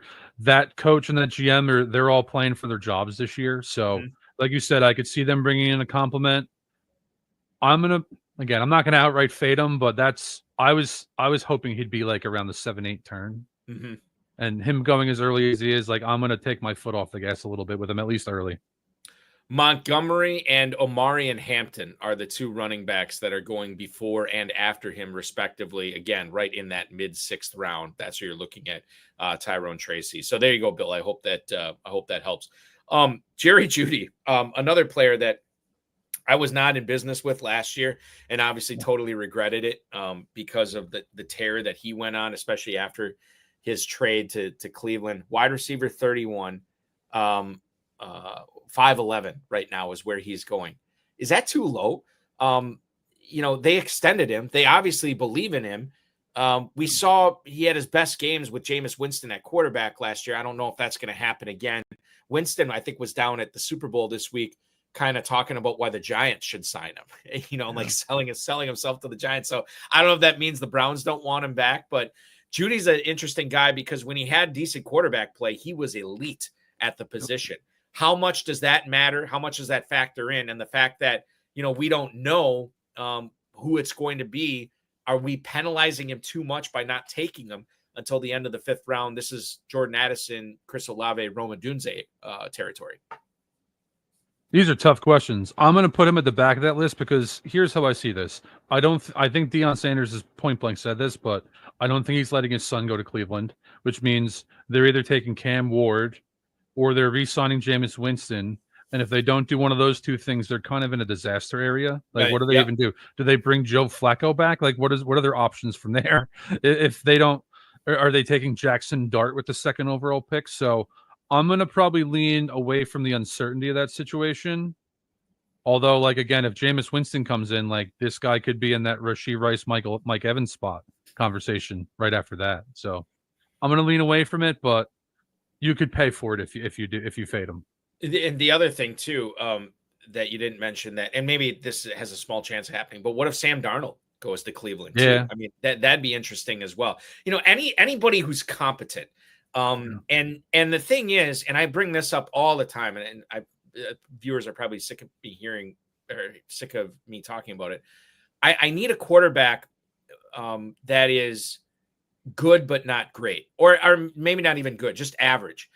Because he knows that his bread can be buttered when he throws the ball to Jerry Jeudy. Yep. But I don't want him so good that he can work through his progressions and then check it down to Njoku or Elijah Moore or Nick Chubb or whoever out of the Jerome Ford out of the backfield. I need somebody who is good enough to look at one target on every offense or on every offensive play and just get it to that guy every time. The thing I always come back to is Jake Delhomme and Steve Smith. Delhomme, not a good quarterback, but he was good enough to make Steve Smith a Hall of Famer. That's what you're looking for in Cleveland. And they might get better quarterback play than that. There are some options out there. We'll see what happens. Moving on to tight end, Ryan. Jonnu Smith is quite the conundrum once again this year. He was a player that we complained about, that he was taking all of Kyle Pitts' fantasy points away in Atlanta. And then, my God, did he crush it down the stretch. This is going to be another one where you say, Balky, I hate this question, because I don't know what to do with Jonnu Smith. Tight end 6 right now, right ahead of Mark Andrews, right ahead of David Njoku at the end of the 6th round. Does he continue and build on what he did last year, or are we looking at kind of an aberration given that it wasn't really a full season of Jonnu Smith? It was more like 2/3 of a season or half of a season. How do you feel about him going forward? The thing that's wild about this in Miami is he was literally the main vein in their passing offense for like 2 months. Just unbelievable volume. Do I want to bet on that happening again at that cost? Probably not. Just because, that's just not how I am. But it makes sense on a pure football level, especially since Tyreek Hill's getting older. Maybe Jalen Waddle finally reaches, the heights that we all want him to. But he was genuinely the main vein in the offense in the second half of the year for a lot of games. So I don't think it's outrageous. Not for me, but I don't think it's outrageous. I bring this up too. Permar99, who's not in the chat tonight, but he brought this up. He was of the opinion that because Tagovailoa needed to stay upright, Mike McDaniel changed his offense rather than waiting for these deep developing routes for Waddle and Tyreek Hill. He focused in on Jonnu Smith, focused in on Devon Achane, where he could get the ball out of his hands right away. And to his point, we saw a huge downturn in Hill and Waddle production after Tagovailoa came back, and a huge uptick in Smith and Achane. So there's something there too. And it's not like, Tagovailoa has been cured of his concussion stuff. Like, you got to make sure that you're managing that and making sure that he's not taking big hits. So tight end 6 does not strike me as too rich of a price to pay. Again, if you like those elite tight ends, there's going to be a lot of people that are just going to ignore the top 10 tight ends every year in drafts because they don't believe in the position. They just think it's too volatile. They'd much rather take 2 top 15 guys, like the 12th and 13th guys off the board and hope one of them hits, like Jonnu Smith did last year is a perfect example. So I think there's that philosophy too that people will be taking into this never too early tournament. Now, Travis Kelce is another guy that we need to talk about because recency bias, especially if he has a big Super Bowl on Sunday, is probably going to move him up draft boards. He's already said he plans on playing football or somebody asked him at media night where he imagines himself in 3 years, and he said, hopefully still playing football. So, he still wants to. I mean, that's what he's saying at this point, which I don't care about 3 years down the road. I just care about this year. And it sounds like he plans on playing in 2025. I can't remember a time when he was going this low. Tight end 9, Ryan, right now at the 709. This is one spot ahead of at the tight end position, ahead of Evan Engram, ahead of Tyler Warren. He is going after Njoku, Andrews, Jonnu Smith. Travis Kelce, do we believe he's not going to retire? And if we believe he's coming back, is 709 too low to be taking him? Should we be drafting him a little bit higher? I'm going to buy him some at 7.09. I pretty much faded him this year at cost, but I'm going to buy him at that range. I don't think he's going to retire unless some kind of, off-season, injury happens. But, again, like, especially with the expectation that Rashee Rice is going to miss at least 4 games due to suspension. He's the only other player on that team that can really operate inside and run in breaking routes and make any margin. So I don't think he's going to leave. I think, him potentially leading the league in receptions, I think those days are long gone, but right. I think he's pretty solid at 7.09. I think he's the perfect guy. I mean, this is where, all these people that were drafting Kelce as a top 3 tight end for the past, half decade plus, you could still get him there if you want him. And then these people that want to wait on tight end, I mean, you get Travis Kelce as the 9th tight end off the board. I mean, they're going to be going crazy for that. So I think that's something that we need to keep in mind, especially if we believe that Kelce comes back, which I do believe he will.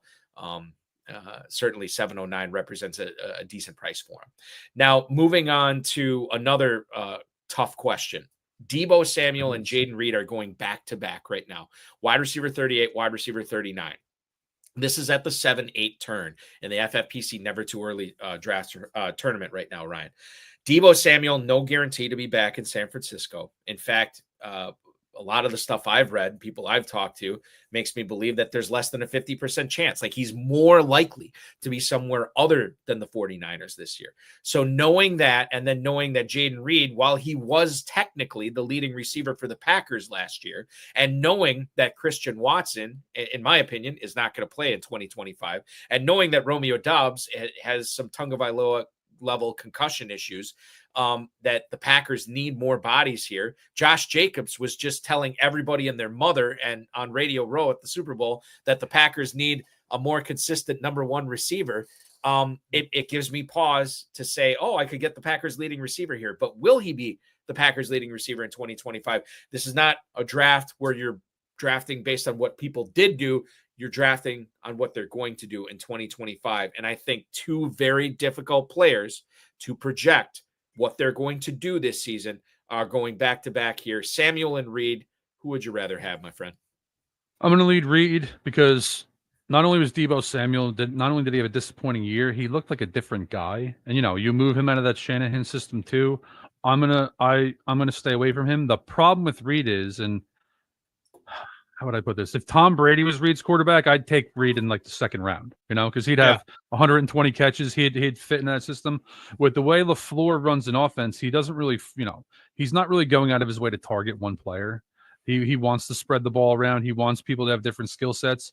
Very disappointed in Reed's usage last year. Still, I'm a believer in his talent. I like the offense. I'm going to take Reed over Deebo Samuel. What was frustrating with Reed is if you had him on your team through the first half of the season, maybe a little bit more, first 60% of the season, you're pretty happy with your return on him. And then for whatever reason, that last month and a half, 2 months of the season, he rarely got used. They weren't even scheming stuff up for like jet sweeps or anything like that. Like they were using him. I can't remember who this was against, but there was one game, maybe it was that second Lions game. I honestly can't remember. But he caught a pass about 15 yards downfield. It was like a post pattern, and he ran like another 10 yards. And it turned out to be like a 25-yard pass play or whatever. And he got run out of bounds. And when he popped up, you could read his lips, and he said something to the effect of like, "That's what I can do," or something like that. Like as in like, hey, why don't you guys call this for me more often? Because I can make plays, but you're not giving me the opportunity to do so. So I think, and again, I don't want to read too much into it. I'm not the body language police. I'm not I'm not in the locker room. I don't know what these meetings are like, but to me, that represents him being a little bit frustrated of not getting the ball, even though he said the right things like, hey, I'm going to block. I'm going to do whatever it takes for the team to win. I think deep down inside, he's like, I'm a peacock. Let me fly. And it just wasn't happening for him last year. Hopefully they fix that this year, and they may have to if they don't have the services of Watson and maybe Romeo Doubs to start the season as well. Moving on past the Samuel Reed conversation here, Dalton Kincaid and Kyle Pitts. I think I know your answer to this, but I'm going to ask it anyway. Who are you more ready to give up on at this point? Is it Kincaid or is it Kyle Pitts? Because these guys were both letdowns in 2024, and Kyle Pitts has been letting us down for years now in Atlanta. Yeah, it's a great question. I laugh because Kincaid dropping that pass in the playoffs makes it a decision for me. I think it has to be Pitts just because it's been years now. He doesn't play very physical for a tight end. He's more of a big slot. It's just, he's the third option in that offense. So it's going to be him, where at least with Kincaid, there's still a path to him leading the team in targets next year, even though he has not been who they drafted him to be yet. But I'm more ready to give up on Pitts at this point. And the other thing to keep in mind too, Kincaid, tight end 14 at the 901 right now. So, I mean, if you draft him there, he doesn't hurt you at all. Kyle Pitts, believe it or not, tight end 17 right now, Ryan. Tight end 17 at the 1007. Wow. I wonder how many people drafted Pitts last year and they swore off, I'll never draft that guy again. He is dead to me. There's no way he's tight end 17. Yeah. 10th round. I got to rethink this now at this point. But yeah, that's where he's going. I mean, we got more than a dozen drafts done in the Never Too Early tournament, and that's where he's going. He's gone as high as the 802. He slipped as late as the late 11th. But yeah, 1007 on average for Pitts right now. And I mean, you cannot like Kyle Pitts and still take him at that point to see what happens. That's agreed. I literally just went through this experience. So I was like, yeah, I don't want Kyle Pitts. Like tight end 17. Let me get hurt again. Right. You know what's funny, and there's two other tight ends that are going fairly close to him in this tournament. It's Jake Ferguson, who I think is too low at tight end 16. That really surprised me too. Yeah. And then Colston Loveland, the rookie from Michigan, is tight end 18. So yeah, I mean, like Pitts and Ferguson for people, you could wait on tight end. And I'm not saying you should do this in the Never Too Early tournament, but you could wait on tight end for a long time and get Ferguson and Pitts back to back in the 9th and 10th round. There might be something there that could pay off. I might do that when we get off the air. Right, exactly. Yes, for sure. Stephon Diggs coming off the torn ACL, wrong side of 30 right now. He is going at the 912. We don't know where he's going to end up. He could go back to Houston. He might be on a completely different team. He may not be the number one on whatever team he signs, and we don't know at what point he'll be back playing to the level that we've been accustomed to with Diggs. Is the juice worth the squeeze when you consider that you don't have to take him till wide receiver 46? Again, this is Juwan Jennings, Emeka Egbuka territory right now in the Never Too Early tournament. Is the name bigger than what the stats are going to be in 2025? Always great questions, Eric. Like just a litany of just things where it's like, I got to actually think about this one. Here's how I'll frame this. I don't want Diggs at 9.12, but if you ask me if you're going to take him at 9.12, am I okay with you doing that?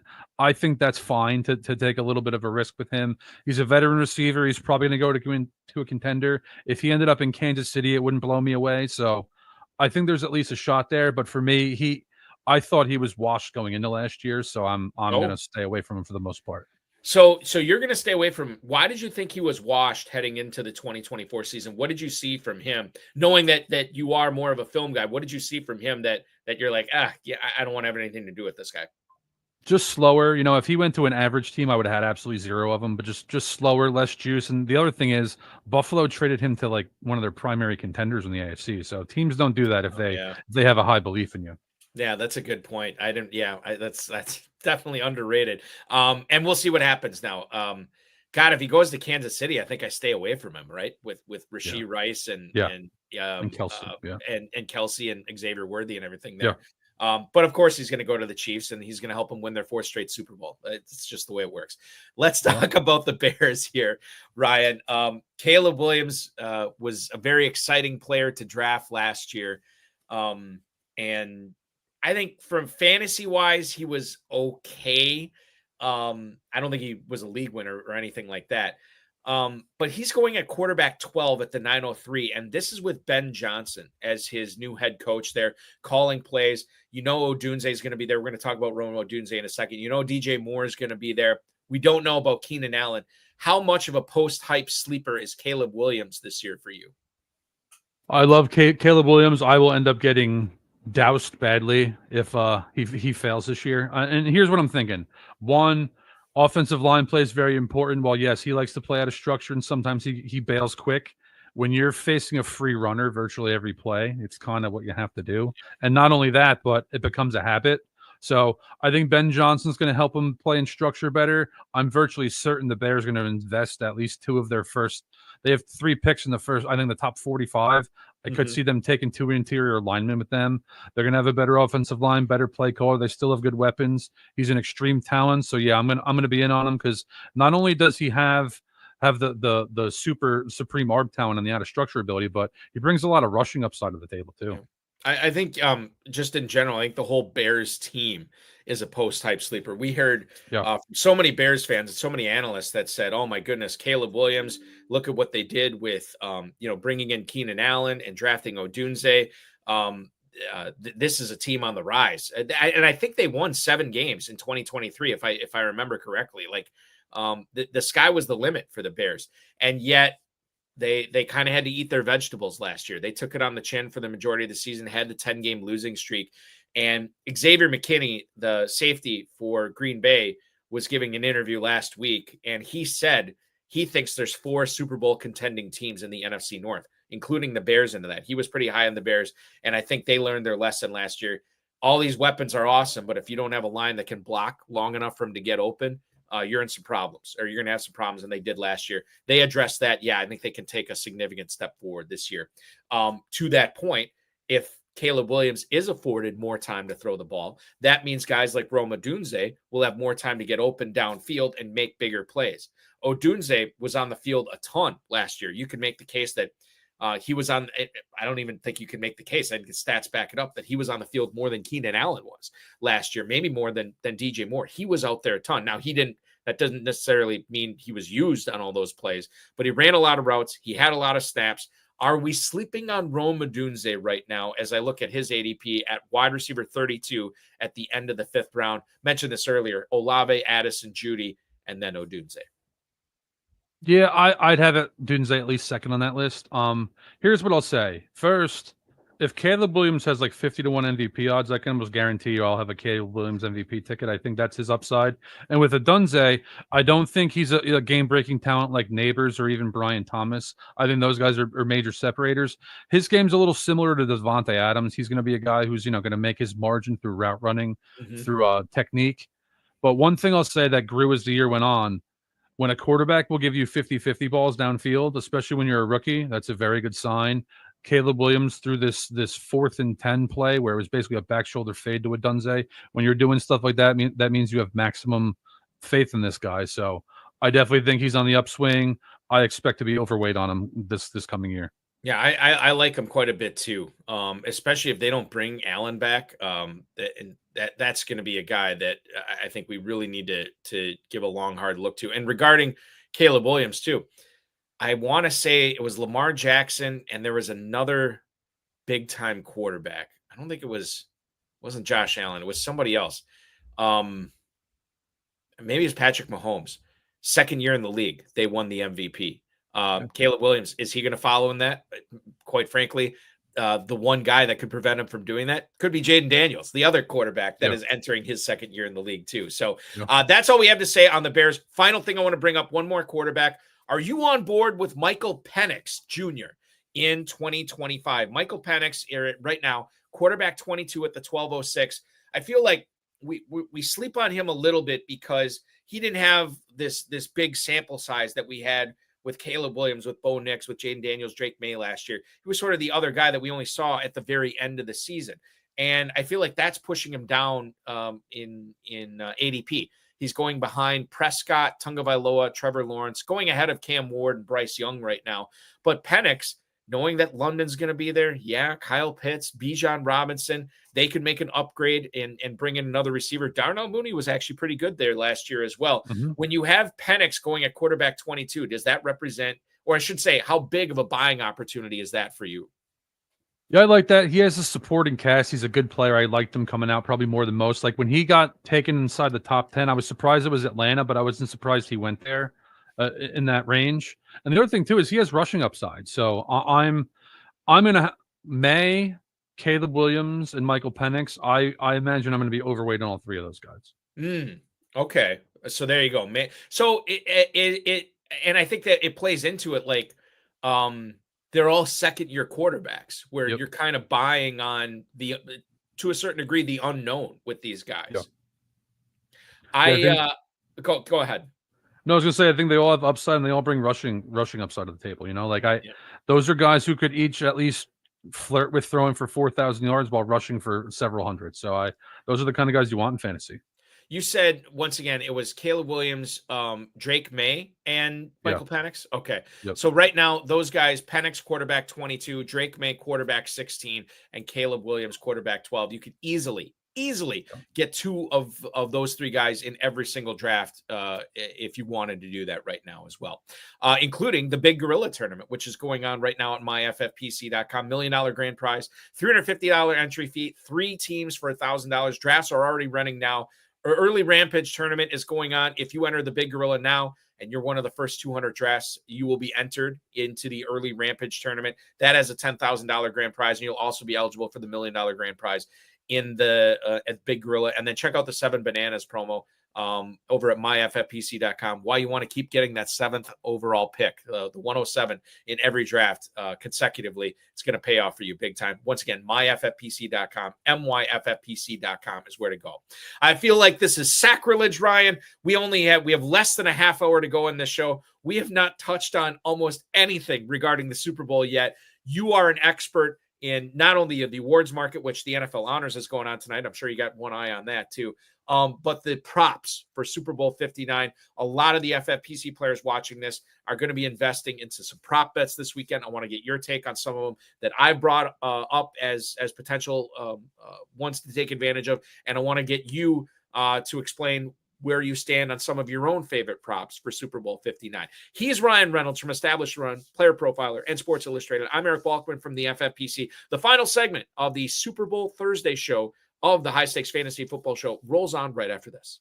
If you want to play Dynasty, if you haven't played yet, it's hard to like get a good league together of people you know, like buddies or whatever, and then say, oh, everyone's going to pay and everyone's going to pay attention. Usually you can get like 7 people that actually care, and the rest are fill-ins, and they mess up the whole league because they don't want to trade. They don't pay attention, right? So if you're looking for a serious place to play, go to myffpc.com, use promo code COOP. They'll give you $25 when you deposit 35 or more, and you can go over there and you can either do a startup draft where you draft in from scratch, draft in a brand new team, rookies, everything included, or you can adopt an orphan team where you go in and take a team that somebody gave up on, and that's a lot of fun because you separate the players you like from the ones you don't, and now you got a bunch of trade chips and pieces, and that's a true measure of how good of a fantasy player you are if you can take one of these orphan teams and battle back to win, man. So, FFPC, really cool place to play. There you go, right there. You can use the QR code, get set up. It also supports the show. So if you're looking for a place to play and want to support me,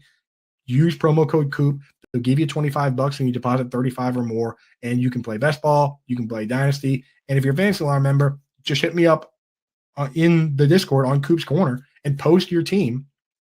You know, whatever. I say this all the time. I'm like, you have direct access to me. Go to Coop's Corner in the Discord as a Fantasy Alarm member, and we can talk about whatever. We can talk about, watches, shoes, sunglasses, whatever you want to talk about. But I like talking about football mostly. And you can post your new team in there, and I'll fix it up, right? I'll help you with it, and we'll win some money together. It'll be a good time. So use promo code COOP, myffpc, and get set up now at fantasyalarm.com in the Discord. Let's go. Welcome back to the High Stakes Fantasy Football Show on the Better Sports Network. I'm Eric Balkman. He's Ryan Reynolds from Establish the Run, Player Profiler, and of course, Sports Illustrated. Follow him on the X at Ryan Reynolds NFL. Super Bowl 59. We are just a couple of days away, 3 days away from watching the Eagles and Chiefs, where the Chiefs will be going for history and the Eagles will be going to play spoiler, and we'll see what happens there. I want to get into some of these props, and what better one to kick it off at I'll be honest with you, Ryan. The Saquon Barkley rushing yards prop has been all over the board. I've seen it as high as 130.5. I've seen it as low as 110. Either way, whether it's 110 or 130, I feel like you got to take the under there. That's just so much yards to get. You were talking about this on Man versus Machine with Bradley Stalder this week, talking about how difficult it is, or I shouldn't say how difficult it is, how rare it is to see a rushing yard player prop total in the Super Bowl this high. Where do you stand on Barkley? And quite frankly, if we are taking the under, where do you think he ends up as far as rushing yards in this game against that Kansas City rush defense? That's another good question. 110 in general in any game is 10 yards higher than what high is. Right. 130 is outrageous. So I'm taking the under. Like I said with Bradley, one of the things I'm looking for is sports books are financial institutions. Their purpose is to make money. Normal people bet on star players in big games, isolated night games. The Super Bowl is the biggest of all of them. They're all going to want to bet on Saquon Barkley, who ran for 2,000 yards this year. So just based on that, I want to bet on his under. And, I'll take my chances. I mean, again, like I said with Bradley, he can make you pay. He can put you on life support with that with one carry for 50 yards. He can literally put you like, oh God, I'm going to lose this. This guy's already got 50 yards in the first quarter. But he has mostly beat up mediocre, worse run defenses this year. The Chiefs are not one of those. So I think he's going to fall in somewhere. I would bet in the 80s. If he ends up with 87 yards rushing, if I was going to pick a number, it would be like that. So I could see him going significantly under potentially. Okay, I'm looking at it right now. It looks like, 114 I think is what I'm seeing. As far as his prop for rushing yards go. Let's move on and talk about his teammate Jalen Hurts as Super Bowl MVP. The latest I saw, or the most recent I saw, as far as Super Bowl MVP, plus 375. That was third behind Patrick Mahomes and then Barkley. Your thoughts on, because you are an awards guy, you follow the awards market for Establish the Run all season long. Now this is, a very small market because you're looking at 2 weeks of run up to this, not 6 months or 5 months or whatever. Jalen Hurts is Super Bowl MVP, knowing that we do see Super Bowl MVPs go to the quarterbacks more often than not. Not as likely as they do during the regular season, obviously, but plus 375. That seems like a pretty good bet to be making, given that he is the quarterback of the Eagles, and if they do win, it's probably going to be him or Barkley. Yeah, I mean, in the regular season, like you said, it's it's close to 100% that it's going to be a quarterback. In the Super Bowl, it's more like 65% that it's a quarterback. It leans in that direction. This time last year, Brock Purdy was plus 220. When these two teams played in the Super Bowl last time, Jalen Hurts threw for 300 yards and he ran for 3 touchdowns. So had one of the better performances in the big game ever. Now, that's certainly not his baseline. He struggled for 2 years, but if you think the Eagles are going to win, I love Jalen Hurts at plus 375. And not only that, I mean, what about, and I'm not sure every book, or it depends where you shop, whether you can do this, but what about combining Jalen Hurts Super Bowl MVP with Jalen Hurts scoring 2+ touchdowns? You can get plus 550 on the 2 touchdowns as a standalone. But if you combine those, I mean, that's looking really good, especially if the Eagles win. You got a really good shot at that. Again, it kind of depends how often. I think Adam Levitan was talking about this, or maybe it was Mike Leone. I can't remember on Establish the Run. One of the most difficult things is trying to figure out how often the Eagles are going to be on the 1 yard line. But if it's multiple times this game, man, I love that parlay between for Hurts being the MVP and getting 2 touchdowns. Yeah, I mean, if they give you fair value on that, which I'm not sure if they would, it's definitely absolutely worth checking out. Because again, if Hurts runs for 2 touchdowns and the Eagles win this game, he's going to be the Super Bowl MVP, unless someone has 2 interceptions for a touchdown or something like that. So I love that. You're probably looking at like 15, 16 to 1, all just Yeah. at experience. Yeah. That's fun. Like if you're betting on the Super Bowl for the most part, you should be betting to have a good time and to bet be a little aggressive. That's interesting. I like that. And that's the Eagles, obviously. Now I will get into some. Well, actually, one more Eagle I'll talk about. This is one I already have. That I bet last week. Dallas Goedert receiving yards. I actually have the over on 51.5. And I kind of bet it the way you shouldn't bet props, is I was looking at recency and how the Eagles were using him. And I felt like getting it in then would be better because I thought that total would go up. It really hasn't moved up. Dallas Goedert receiving yards 51.5. Are you over or under that? Or I guess, would you be staying away from that, Ryan? I lean over. That's not something I'm in love with, just because like 51.5 strikes me as like abnormally high for him. And abnormally high usually sets off an alert for me where it's like, why is it abnormally high? Like, again, they're trying to make money. So, but yes, from a matchup perspective, I like him more than Devonta Smith. I think he has the better matchup between the receivers and him. So, and again, I worked with Joe Banner for 2 years. You know, he ran the Eagles my whole childhood, essentially. He always says, philosophically, the Eagles throw early to run late. And if this game's close, I think their passing volume is going to be on the upswing. So I like Goddard's over 51.5 myself. Okay, good. I feel better about it now. Moving on to the Chiefs. I'm looking at the anytime touchdown scores on DraftKings right now. The one that has the shortest odds among receivers is Xavier Worthy. Now I have it at plus 150 on the show sheet. I see DraftKings has moved it to plus 165 right now for an anytime touchdown score. He is behind Kareem Hunt. He's behind Travis Kelce. And we'll get into your philosophy on how you think this game is going to go, whether it's high scoring, low scoring, or what have you. But if this is a high scoring game, and I think the total is somewhere around 48, 49 right now, I mean, that plus 165 for Xavier Worthy makes some sense here. Yeah, in a high scoring game for sure. The other thing I'll say is his over under receiving yards isn't too high. I think if he scores, it's likely not from like the 5-yard line unless it's just like a scheme play. You know, he's more of a burner. So I think parlaying his over with that is something that's fun. But I'm not really a big anytime touchdown better unless I think it's going to be a deep shot. So if you're betting that, I think that's your angle, that he gets one over the top on him. Okay. All right. Which makes perfect sense. Let's move towards Patty Mahomes rushing attempts at 5.5. Now, hear me out on this one. Eagles defense could be the best that the Chiefs have played all season. And definitely the best defense that they've played recently, for sure. I look at them being fundamentally sound in the secondary as well up front. If that's the case, there could be a lot of broken plays, and broken plays are usually ending in quarterbacks rushing the football. 5.5 seems high. I think I might like the over here on this because I do see a lot of scrambling. I do see, Patrick Mahomes is one of the experts in extending plays and playing off schedule, right?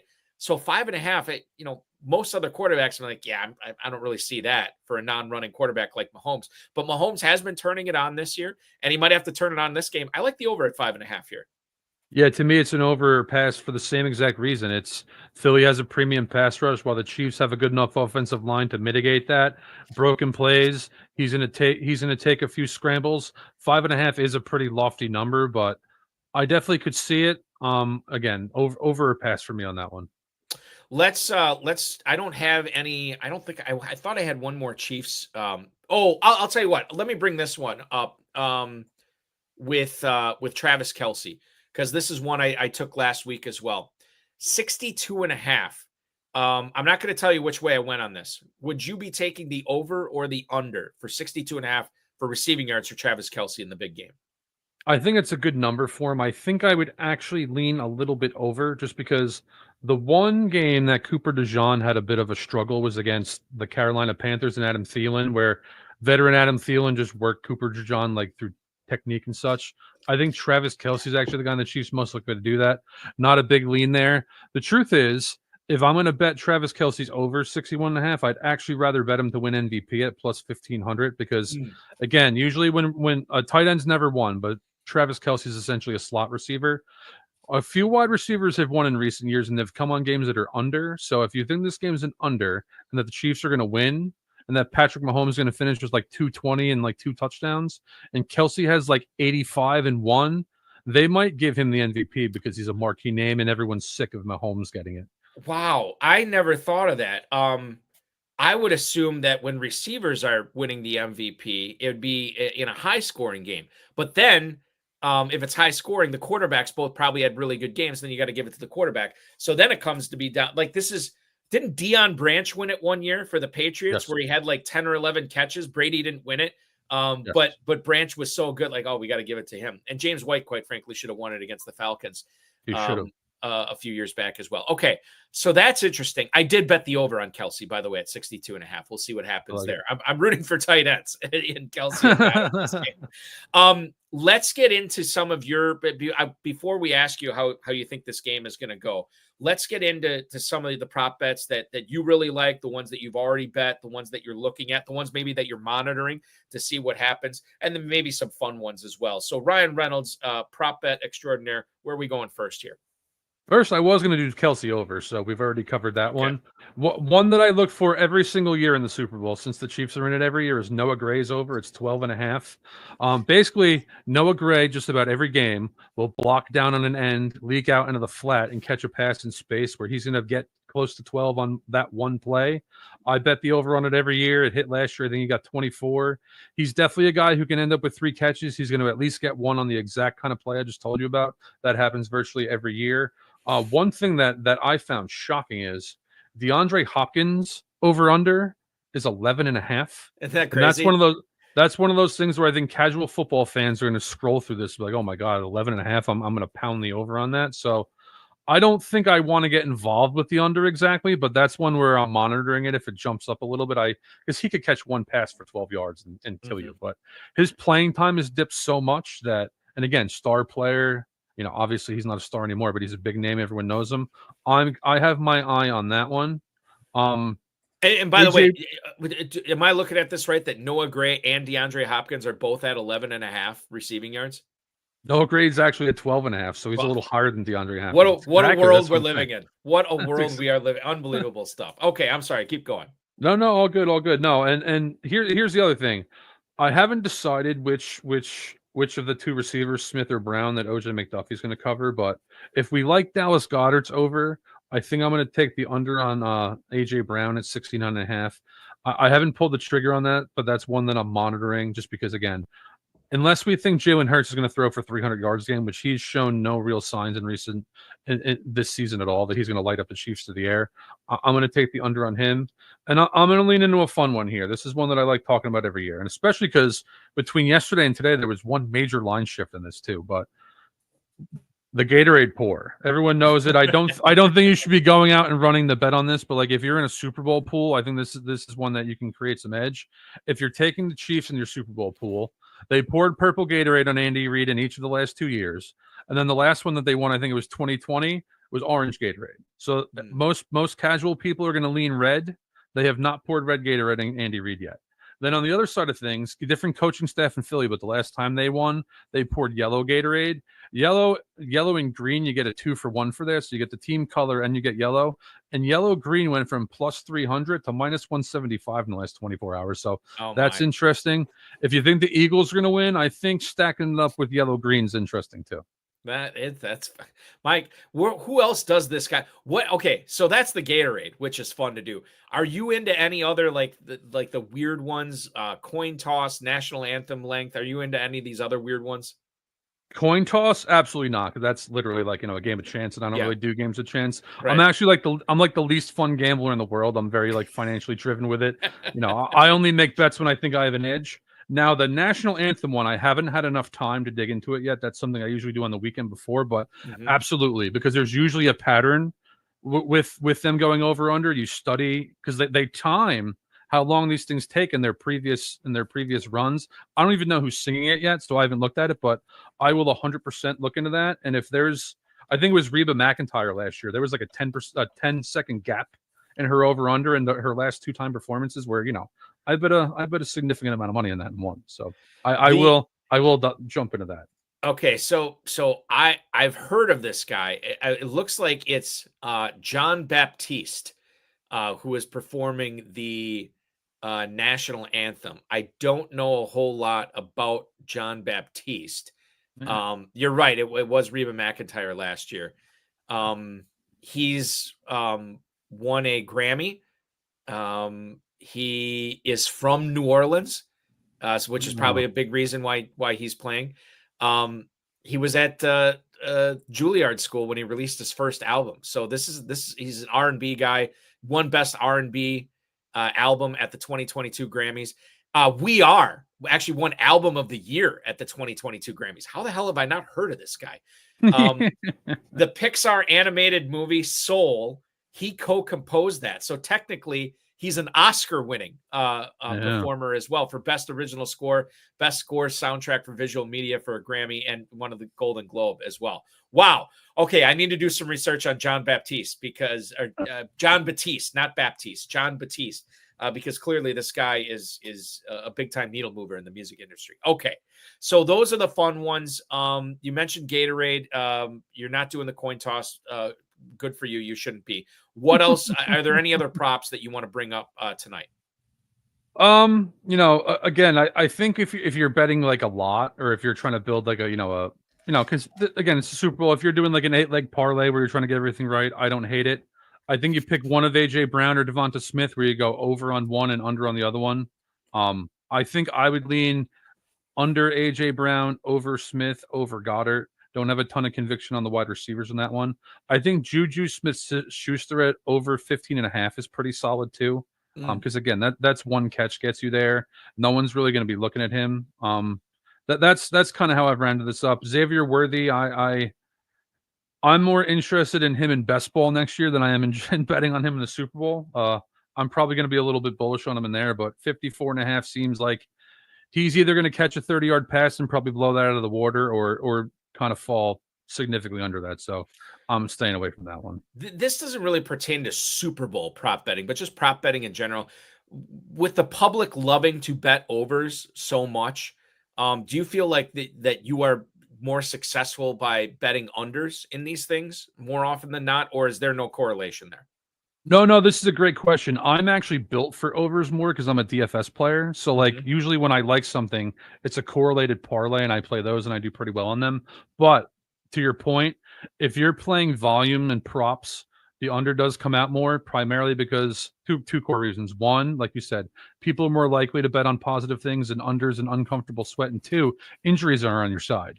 Injuries, right, over time, like, if you're betting on wide receivers, say like 5% of them, 10% of them you hit just because of the injury, that's your edge essentially there. So if you were just starting out as a prop bettor today, I would say build a process around picking unders. I want to ask you about this. This is one that I probably should have brought up originally, and I didn't. I didn't even realize that this was a thing with Kareem Hunt, but he is dealing with an injury right now. He is dealing with a minor quad injury. Now, he's going to play, obviously. He's in no danger of missing the game. But when you consider that his rushing yard total is at 43.5 and Isaiah Pacheco's is down to 21.5, can we take advantage of knowing that he is dealing with this injury against a really tough Philly front and maybe take the under on Hunt and maybe take the over on Pacheco? Or am I just reading too much into this? Is the quad injury kind of baked in with 43.5 and 21.5 for Hunt and Pacheco respectively? No, I think it's a good question. I mean, his rushing attempts are right around 11, so they're expecting him to basically get at least along the lines of his normal workload. And Hunt has been playing more than Pacheco lately, but if there's any negative news on Hunt's quad, where if it's trending down or if he misses practice between today and kickoff, then maybe. My only concern is that, and I love Isaiah Pacheco, but his usage since he returned from his injury has just been almost non-existent. So he's really only going to play if Hunt misses. So I think what I would do instead, if you want to bet against Hunt, playing a full workload, I'd bet against his rushing attempts. I'd bet under rushing attempts. And I might bet a little alt line rushing yards for Isaiah Pacheco in that scenario. Final prop bet before we talk about the game itself. if somebody has never made a prop bet before, and this is going to be the first one that they're ever going to do it, but they only want one, Ryan, they can only pick one prop bet. They're only going to bet one prop bet for the Super Bowl. What's your favorite one? What's the one that you would tell them, like, okay, you're only going to do one prop. This is the one I would do it. I think it would be Noah Gray over 12.5. And if it wasn't Noah Gray and like, all right, I want you to have fun and I want you to have a shot, it would be Kelsey's over. Okay. Kelsey over on yardage, right? Yes. Okay, perfect. All right, let's talk about the game right now, and I'm gonna ask you where you're siding on a 1.5 point spread, and then the total at 48.5. How would you be betting this game itself? And I guess with that question, I have to ask you who you think is going to win this game, and if you have a final score prediction, that'd be great because then we'll know how you're betting the spread and the total on this. I like this. What a way to frame it. I think the Chiefs three-peat, better coach, better quarterback. I think basically the Eagles game boils down, the Eagles side of the coin boils down to, is Jalen Hurts from the last Super Bowl playing this Sunday? Because if he does, they're going to beat the Chiefs. If it's the Jalen Hurts from the last 2 years, I don't think they're going to beat Kansas City. If I'm going to pick a score, and this is actually, this was influenced by my guy Bradley Sadler yesterday, because the pace of play for both of these teams is higher than you'd expect. They're both in the top 10. That's, I think, why the total is a little higher than we'd expect. So I'm going to say Chiefs 27, Eagles 23. Yeah, what was he? And maybe I wasn't thinking well enough. Was he saying because these teams play at a faster pace, you're basically getting an extra possession for both these teams in this game? Is that what he was talking about? Yeah, essentially, like if say like the Aaron Rodgers Jets or the Aaron Rodgers, we'll go with the Aaron Rodgers Packers, since you have a ton of experience with them individually. Right. Great player, one of my favorites of all time, but like they ran a slow offense. So instead of 11, maybe 12 possessions, usually like with Rodgers, you're talking about 10. So he's going to have to be ultra efficient to beat their team total, which he's capable of. Where with this, these are both two very talented offenses where they could conceivably be efficient against quality defenses, while also maybe getting an extra drive apiece to get more plays overall in the game. So you're saying 27-23 Kansas City, right? Yes. Chiefs and the over is what Ryan Reynolds is saying. If you have to pick, let's just say all the odds are the same, who's your Super Bowl MVP? Mahomes? You know what? Yeah, yes. Like if just like no odds, no nothing. Yes, you got to bet Mahomes. Right. But like again, from a betting perspective, if I think the Chiefs are win, I'm gonna let the remnants of my hair down. And I'm gonna go with Travis Kelce. So how many Chiefs realistic? Well, this is a fun one. How many players realistically have a chance to win MVP for both sides? It's probably, well, I shouldn't say that. It's probably Hurts, Barkley, and then one of either Brown or Smith. And then a potential defender, right? And then on the Kansas City side, it'd be Mahomes, Kelce, maybe Worthy, and then a defender, right? So we're looking at less than 10 players overall. Yeah, I think the skill players. That's my list. I think on defense is either Chris Jones. He's a game derailer. If he has 2 or 3 sacks, he has a shot. Otherwise, it's just going to be a secondary player that has multiple turnovers or a linebacker. Where betting on that's a kind of an outlier outcome. And on the other side of things, I do have an interesting long shot on the Philly side. Jalen Carter's a monster. He's 70-1. It makes sense, but the heart and the strength of the Chiefs' offensive lines, their interior, they kick Joe Thuney out to tackle, so the calculus is a little bit different on that. But Nolan Smith, Carter's teammate at Georgia, went in the first round in the same draft. He's been playing the best football of his career. He runs like a 4.38 40. If that guy got around Jawan Taylor 3 or 4 times and had 3 or 4 sacks in this game, I don't think that's off the table. He's like 250-1 plus right now. Wow. So if you want to go with a super deep long shot, even if you want to put $10 on something where maybe you can go on vacation for the week on it, I think I'd do Nolan Smith. That's interesting. That's something to keep in mind too. You don't have these posted anywhere, right? Like any of your favorite props? I didn't do props this year anywhere, but all my award stuff's on Establish the Run. So now with NFL honors is tonight, where they're announcing the MVP, Player of the Year, Offensive Player of the Year. Who are you rooting for tonight? Like who do you need to come through? I'm one of those guys where I want Josh Allen to eventually win one, so I want him to win one, even though Lamar Jackson's totally deserving. If they give it to him, that's fine. Barkley's fine if he wins. Defense is tough. I think it's probably TJ Watt. The one that I offensive rookie of the year is clearly Jaden Daniels. I hope it's Jared Verse defensive rookie of the year. He's, that guy's already a top 10 edge rusher in the league. The one that I really have my eyes on, though, and like I talked about this all offseason, is they gave the AP gave guidance this summer about, basically not you can't vote for the comeback player of the year unless it's off an injury or an illness. So Sam Darnold deserves it and would have won it in like almost any other year. So I'm curious to see if awards voters completely ignore that guidance and vote for him anyway, or if they give it to Joe Burrow. So or DeMar Hamlin even. So that's the one I'm looking forward to the most, because if they do vote for Darnold, like, why do we even have rules if they can just ignore them when they want? Right. And if Hamlin wins it, you'll know that all those were just ignored by the voters for sure. Well, I hope he does. That'd be crazy if it did happen, and good on him. So we'll be watching that. We will be following everything you're doing over at EstablishTheRun.com, PlayerProfiler.com, and of course SportsIllustrated.com, at Ryan Reynolds NFL on the X. Ryan, anything else you want to plug before we get out of here? You've been tremendous tonight, my friend. Well, thank you, man. It's always a pleasure. Like you said, we've done this a few times. Can't wait to do the next one. Yeah, I might dabble with some of my own stuff this year too. So keep an eye out for that. Okay, Ryan Reynolds NFL on the X is where to follow him for that. I want to remind everybody to play the Never Too Early Best Ball tournaments and pick up some Dynasty Orphans over at myffpc.com. Join the big gorilla so you can get in on the early rampage. Take advantage of that 7 bananas promo. Again, myffpc.com. That is going to complete our show tonight. I want to thank our producer, Matt Deutsch, and of course, Ryan Reynolds for hopping aboard. Next Thursday, 7 o'clock, Fantasy Alarms, Colby Conway joins me for the fallout from the Super Bowl with a look ahead to 25 drafts. For Matt Deutsch and Ryan Reynolds, I'm Eric Balkman. This has been the High Stakes Fantasy Football Show on the Better Sports Network. Enjoy the big game, everybody. Talk to you next week.